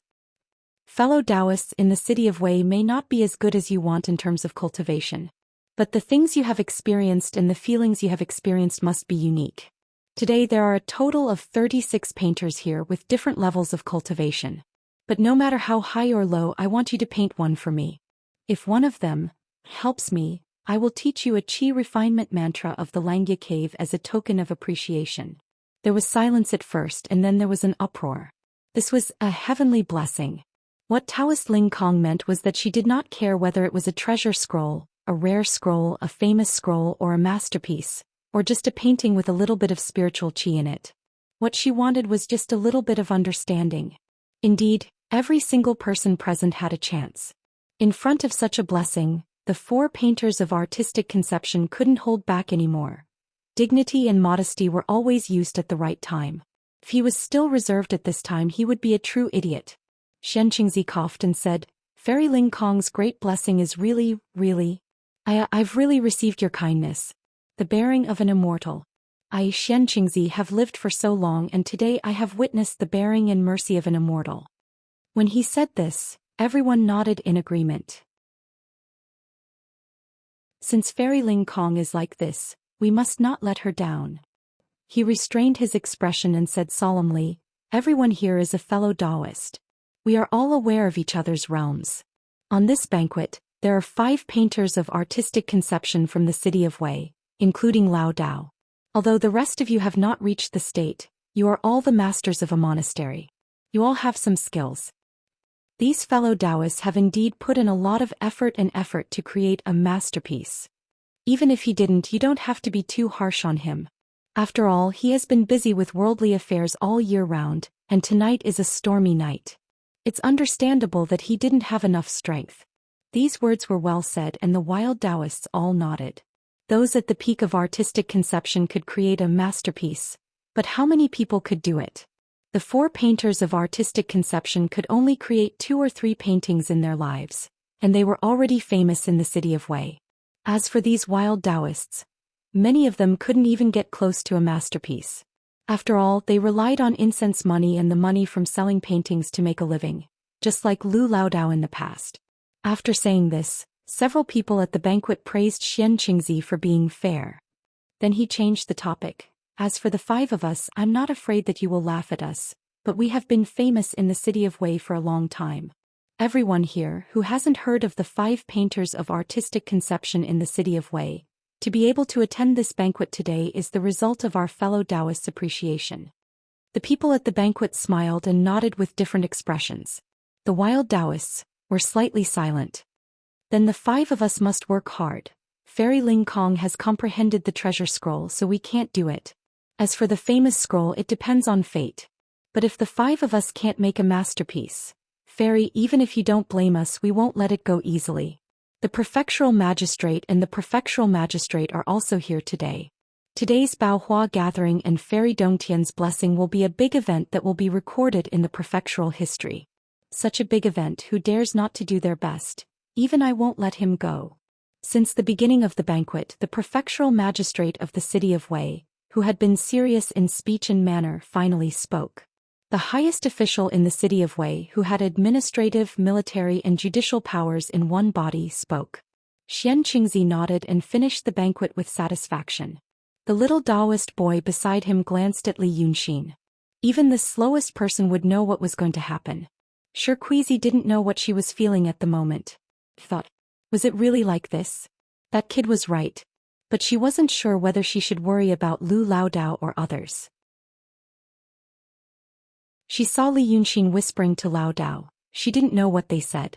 But Lu Laodao didn't panic. At least he didn't look panicked. Instead, Li Yunxin turned his head and smiled at her helplessly. Xianxia understood what he meant. Look, they're starting to court death. But she didn't know how Li Yunxin could do it. Xianxia and the others at the banquet were all on good terms. They laid the groundwork bit by bit, forcing Laodao and him into a corner. Maybe the 2 of them could make a masterpiece and escape this disaster. But, kill them? She couldn't think of how Li Yunxin would do it. How to turn the situation around bit by bit and achieve that point. After the prefectural magistrate spoke, the atmosphere in the hall became a little somber. Xianxia said again, serve the brush and ink. But when painters painted, they all had their own tools, so it wasn't good to change tools randomly. Because when one thing was used for a long time, it would become handy, and it would be easier to inject spiritual aura into it.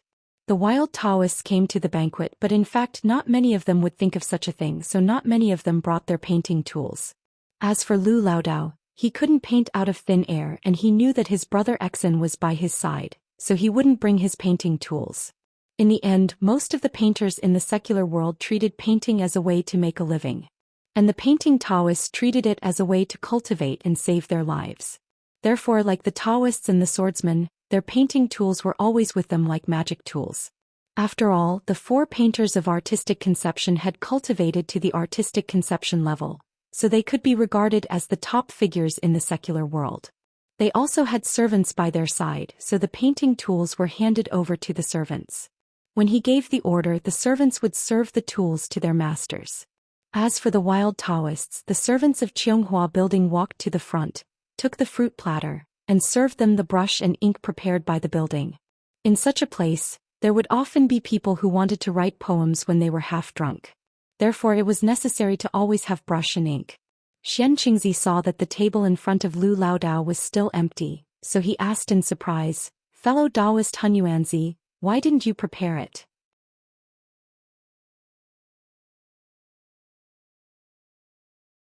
Chapter 84.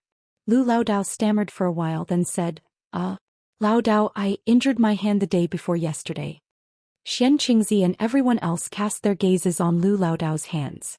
Although those hands were not good-looking, nor could they be considered delicate, they were whole without a single wound. Xianxia laughed and said, fellow Taoist, you must be joking. How does this look like an injured hand?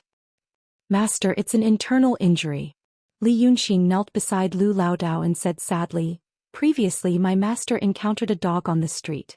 That dog barked at my master. My master ignored him, but that dog still barked. My master rewarded him with a slap, and in the end his hand was injured.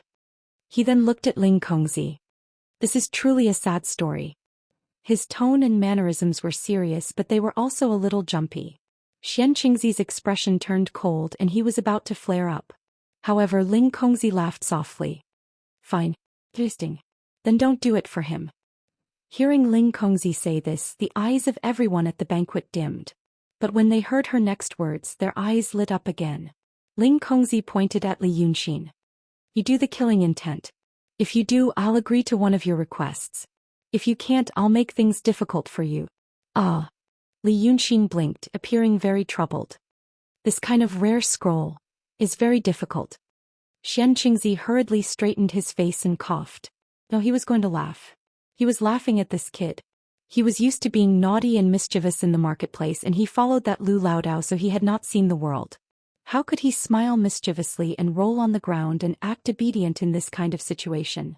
What kind of expert was Fairy Ling Kong? Seeing how he had no respect for his elders, and how he did not care about his status and etiquette at the banquet, how could she not be angry? Right now it was obvious. A rare scroll.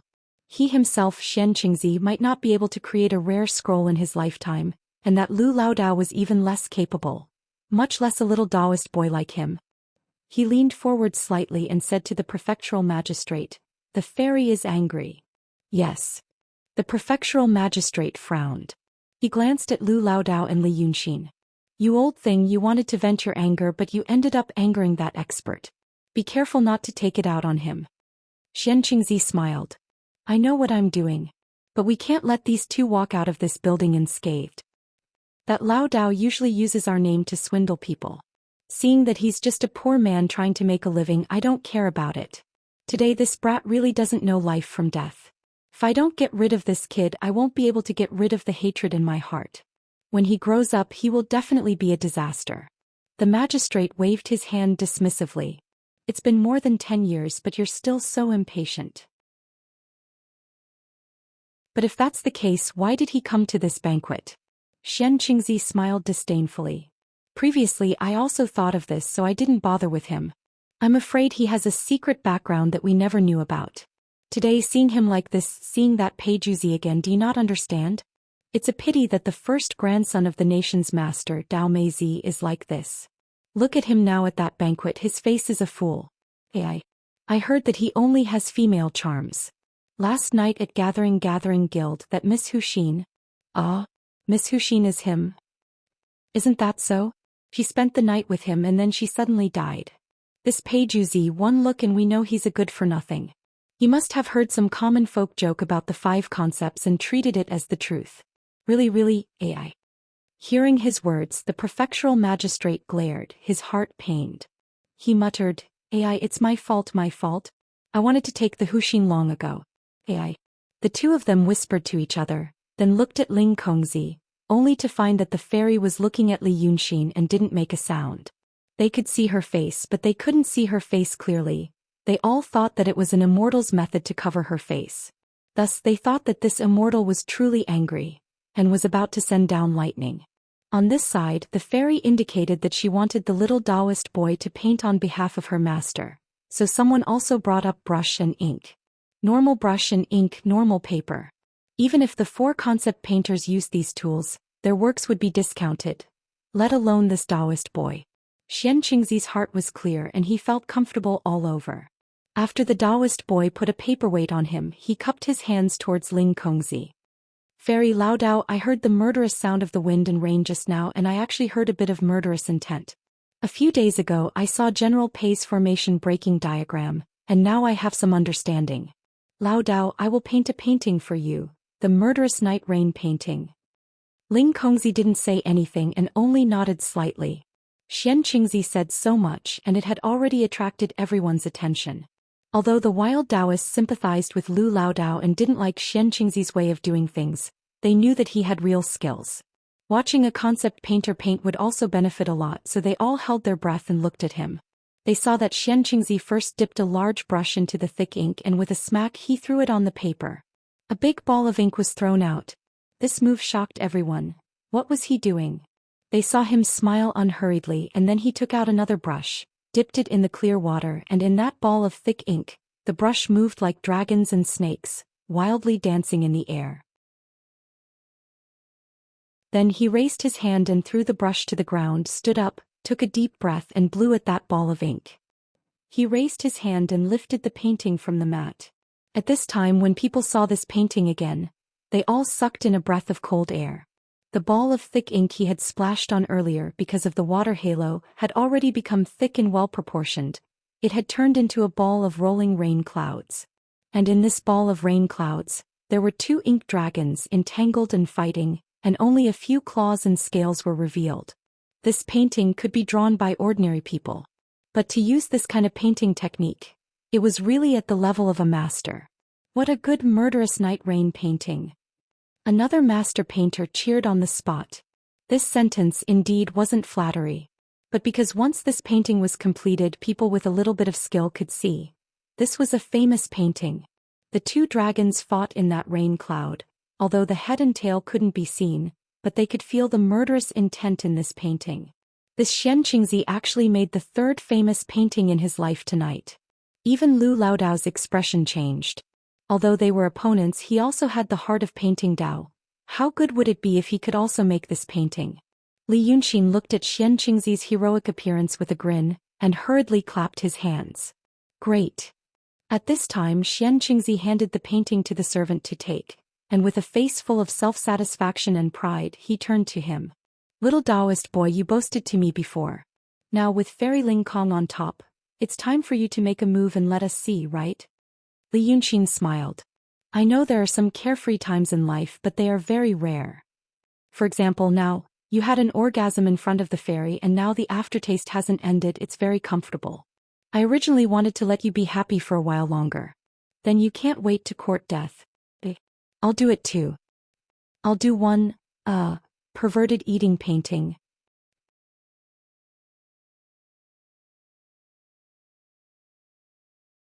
Chapter 85. When he said the name, everyone was puzzled. They might not know the word pervert very well, but they knew the word eat. But how could it be used here? For example, hunting in Autumn Mountain was not called hunting in Autumn Mountain. King enjoying himself was not called king playing. The word eating was really vulgar to be used here. Even those unruly Taoists frowned. This little Taoist boy was so confident earlier. Even if he could not create a rare scroll and escape the punishment, he should not embarrass Hunyuanzi Lao Dao. At this moment, Xianxia became more relaxed and magnanimous. Oh, then let us see your. As he spoke, he turned to look at the people in the audience and smiled. Pervert eating while eating? Everyone burst into laughter. Lao Dao moved away from the table and said in a low voice, Brother Exum. Li Yunxin smiled. What's there to be afraid of? Then, under everyone's mocking gaze, he knelt in front of the table and spread out the rice paper. He spread out the paper and chose a small weasel brush from the brush holder. Then he looked at the paint on the table and frowned slightly. Where are the rouge and vine yellow colors? Xianxia smiled and said, Why don't you make an ink painting? It will save some effort.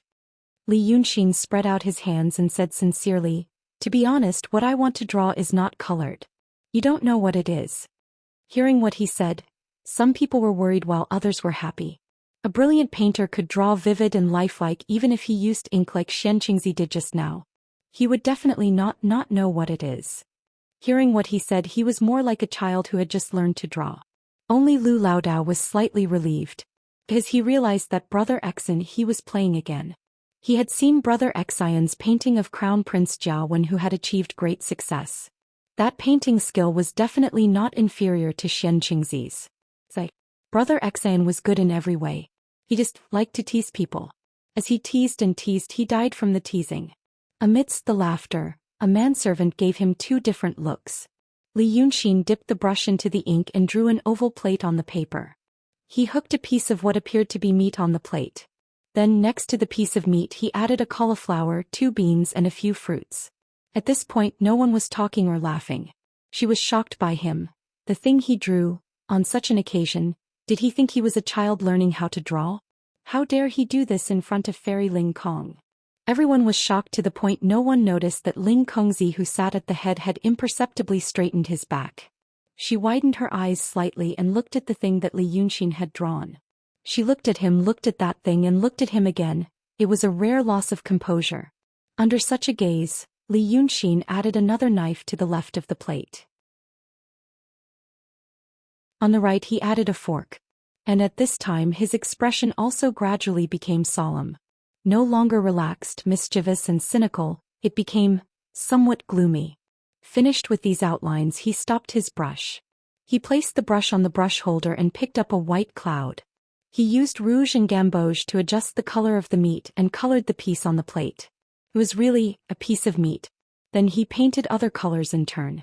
Green cauliflower, beans and a few red fruits. Then he used a bright dawn red color to glow the broth. Finally, he put down his brush and slightly closed his eyes for a while before opening them again and laughing. Good. Pervert. A painting of eating. After a brief silence, Xianxia laughed in extreme anger and said softly, "This is the painting that you want to offer to Fairy Ling Kong?" Yes. Fairy Ling Kong wants to transcend the killing tribulation and seek killing intent. And you made this killing intent? Yes. Hee hee. You have a lot of guts. Xianxia glared at him, reaching out to tear this painting to pieces. From this painting I don't sense a shred of killing intent. Who among you can?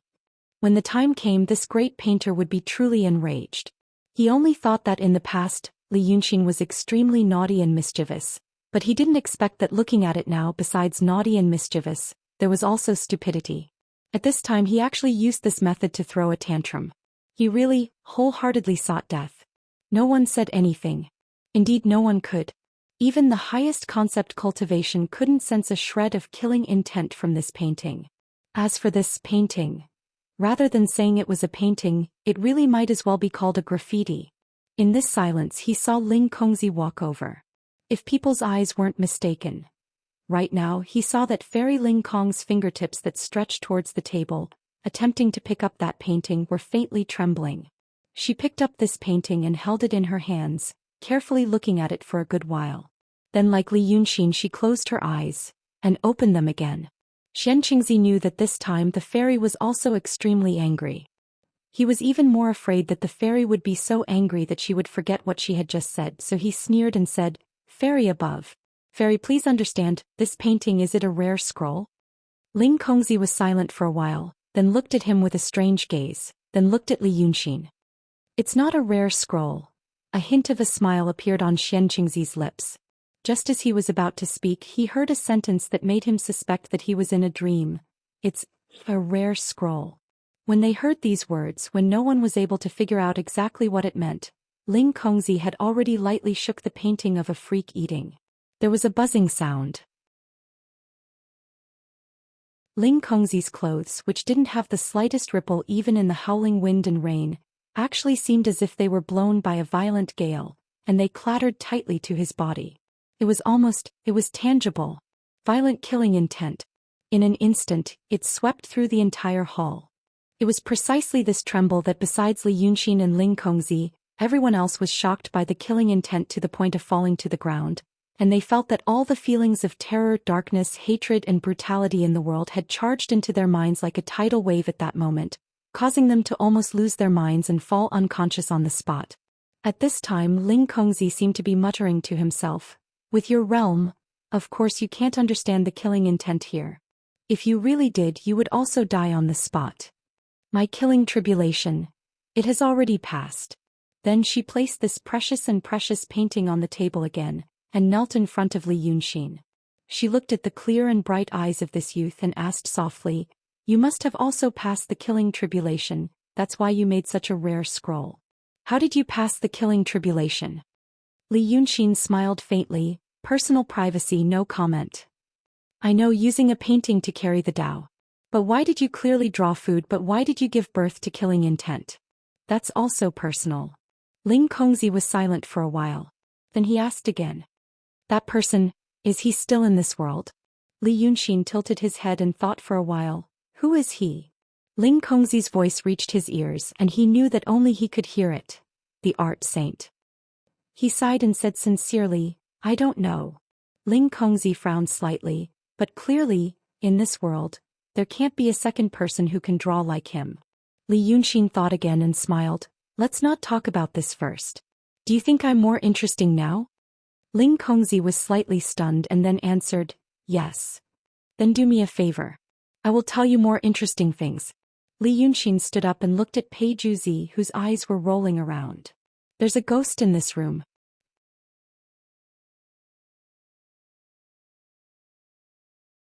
Chapter 86. Li Yunxin's words were full of lies and lies. Therefore, when he said, "There's a ghost in this house," no one was surprised by the fact that there was a ghost. Because Li Yunxin himself was enough to subvert all their knowledge. Isn't he? Shirqueezy was overwhelmed by the murderous aura just now. At this moment she was leaning against the railing of the building. Her head was still buzzing as if she had really experienced a life-and-death crisis. Isn't he just a teenager? This was probably the question that everyone wanted to ask, including Lu Laodao. He knew that Brother Xian's background was mysterious and unfathomable. But he was still a teenager, although many people would think that he was 18 or 19 years old when they saw his figure. But Lu Laodao knew that Li Yunxin's real age was, in 3 months he would be 15 years old. Could be said that he was gifted. Li Yunxin was indeed worthy of this evaluation. Therefore, under the guidance of a master, his cultivation progress was rapid. It could also be said that he came from a rich and powerful sect and had seen a lot of things. Therefore, he developed a calm temperament. Furthermore, because of his extraordinary intelligence, everything was under his careful planning and strategizing. But these things couldn't make up for the flaw brought by his age, his lack of experience. And the thing corresponding to this experience was tribulation. A young man had heard a lot of tricks about the ways of the world, and understood a lot of things and the key points in all kinds of things. But there were a lot of things that he hadn't experienced personally, so he couldn't understand them. Without this understanding, the tribulation wouldn't come. It was like a teenager read a lot of books and understood a lot of that thing between adult men and women. He even saw someone demonstrate it for him. But no matter how much he understood, he didn't experience it himself. He didn't know what that feeling was. He didn't know what this feeling was. Even if one day someone gave him such a precious scroll and asked him to immerse himself in it, he would probably have to go through divine tribulation, but it would be a fake divine tribulation like Huainenzi and Panenzi. But now he had created a treasure scroll. That kind of violent and terrifying killing intent had already exceeded the limits of what anyone present could endure and understand. No one could imagine what exactly had Li Yunxin experienced in the short span of a dozen or so years that he was able to overcome the killing calamity. Moreover, he had such a deep understanding of killing intent. Furthermore, what they found even more unbelievable was a treasure scroll. In this secular world, there was no such thing as a treasure scroll.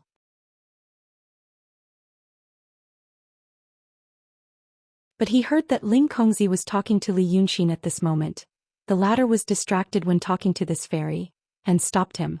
"I said I promised you one thing, is that all you want?" Ling Kongzi looked at him seriously and did not look at Pei Juzi. "Catching ghosts. What else could it be? Do you know why I came to the city of Wei?" Ling Kongzi looked into Li Yunxin's eyes. "If I'm right, it's meaningless. If I'm wrong, I might be cheated. So I'm not going to say it." Ling Kongzi sighed. "You don't have to be like this. You have a treasure in your hand. I came for that treasure. I couldn't find you at first, but I knew that 3 cultivators had died, so I followed them all the way here, and then I found another surprise. You have to know, I originally wanted to take you back to the mountain. But I said before that I promised to do one thing for you, and I will definitely keep my promise.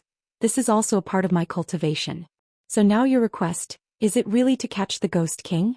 Also, why don't you try to escape?" Li Yunxin was originally sitting upright. But now, after listening to her words, his whole body suddenly became relaxed, as if he had given up on something. He shook his head and sighed. His voice became helpless and low, as if he had made up his mind, but still felt uncertain and extremely painful. "Do you remember what I said to you when we first met?" Li Yunxin's eyes seemed to be filled with sorrow and exhaustion, like a martyr who had walked thousands of miles and finally gave up on his ideals. "You..." Ling Kongzi sensed Li Yunxin's strangeness. She frowned slightly, not knowing why he suddenly became so depressed. "You mean communism?" Not only Ling Kongzi felt that he had lost his strength, but other people, as long as they were good at observing people's words and expressions, would also think so. But there was only one person. Only Lu Laodao. He recovered from the impact of the killing intent just now, and seeing Li Yunxin like this, his heart skipped a beat. Brother Xing, why are you up to mischief again? This is the brilliant disciple of the Lord of the Dongtian.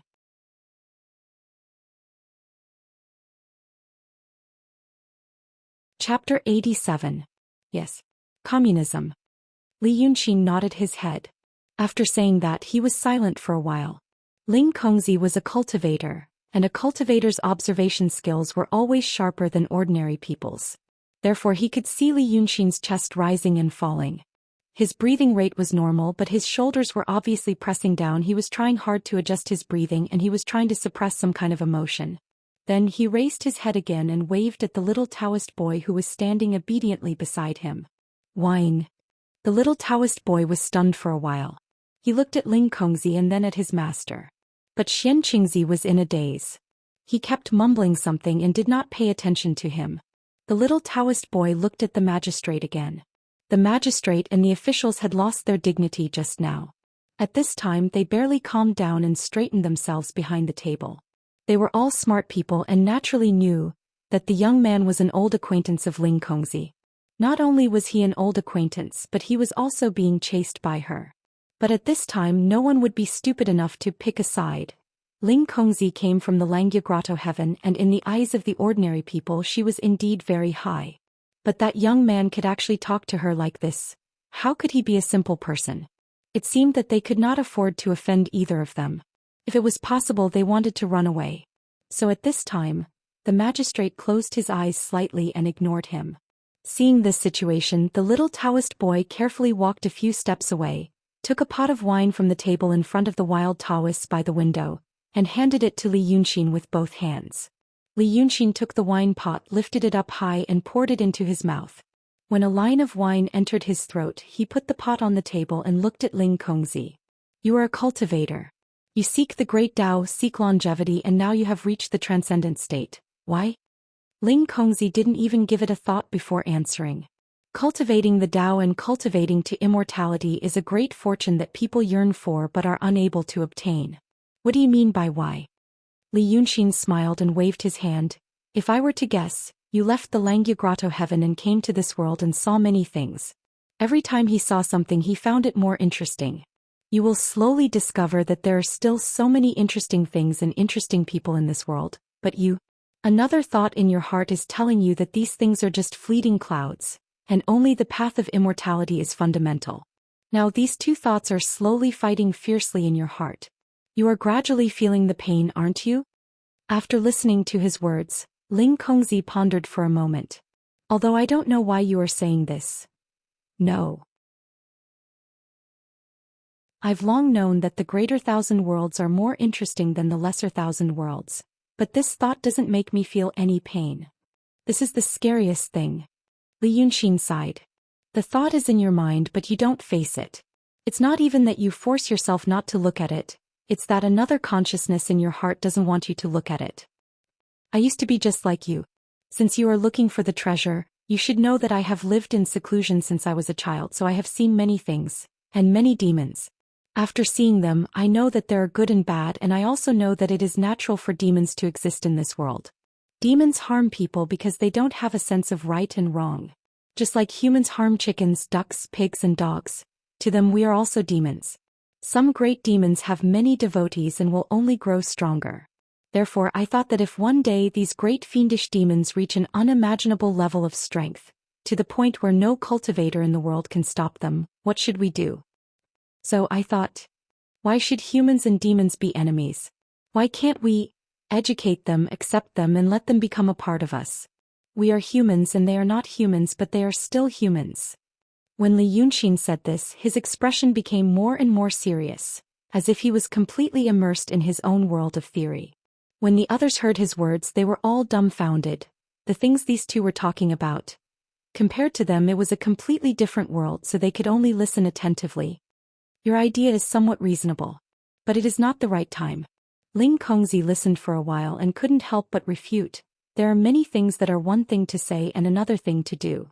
Accepting the demons may be like what you said about the great harmony of the world, but it is more likely that they will learn profound Tao and the demons will gain power. Once this happens, the world will be in danger. In the long run, it is better to suppress them when they are weak. When Lu Laodao heard Ling Kongzi's words, he finally couldn't help but sigh.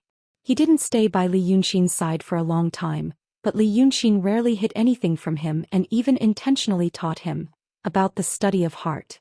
So Lu Laodao knew that this fairy Ling Kong was gradually jumping into a very simple trap. When Brother Xen spoke, his expression and attitude were very sincere, and it was very easy for people to believe him. Then there would be some flaws in his speech. The people listening to him might not care much about his point of view.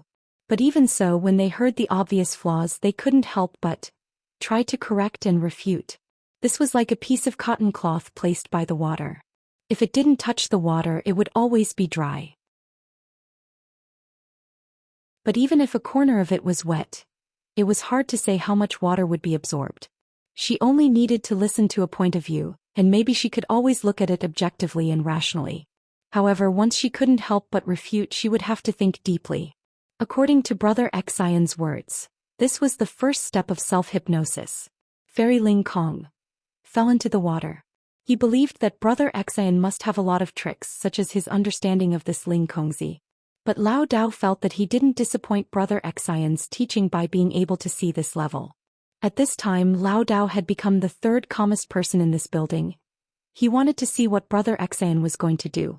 So it's still the same question. Hearing her words, Li Yunxin didn't get angry. Instead, there was a sad smile on his face. In the first place, he was a rare handsome man, and Ling Kongzi felt that he was rather interesting. At this moment, seeing him smiling so sadly and thinking of his previous confident look, she suddenly felt a bit of sorrow and pity for him. Why do you want to cultivate? Cultivation runs through your life for years, decades. If one day you find out that it's just a bubble, that cultivation won't lead to immortality and immortality. What will you do? It's like I've spent so many years thinking about this world where humans and demons coexist in harmony.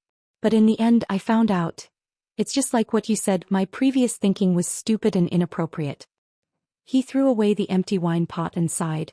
I boast that I'm smarter than others, but I've always neglected a problem. For a change, the old aristocratic class is the biggest obstacle. And my previous mistake was that I wanted to initiate a top-down reform. But now I realize that if we don't clean up those rotten and backward big demons, they won't walk into the garbage dump of history. You're tuning in to the Zhou Xian's Legacy YouTube channel. Don't forget to subscribe and join us on this journey to catch the most captivating stories.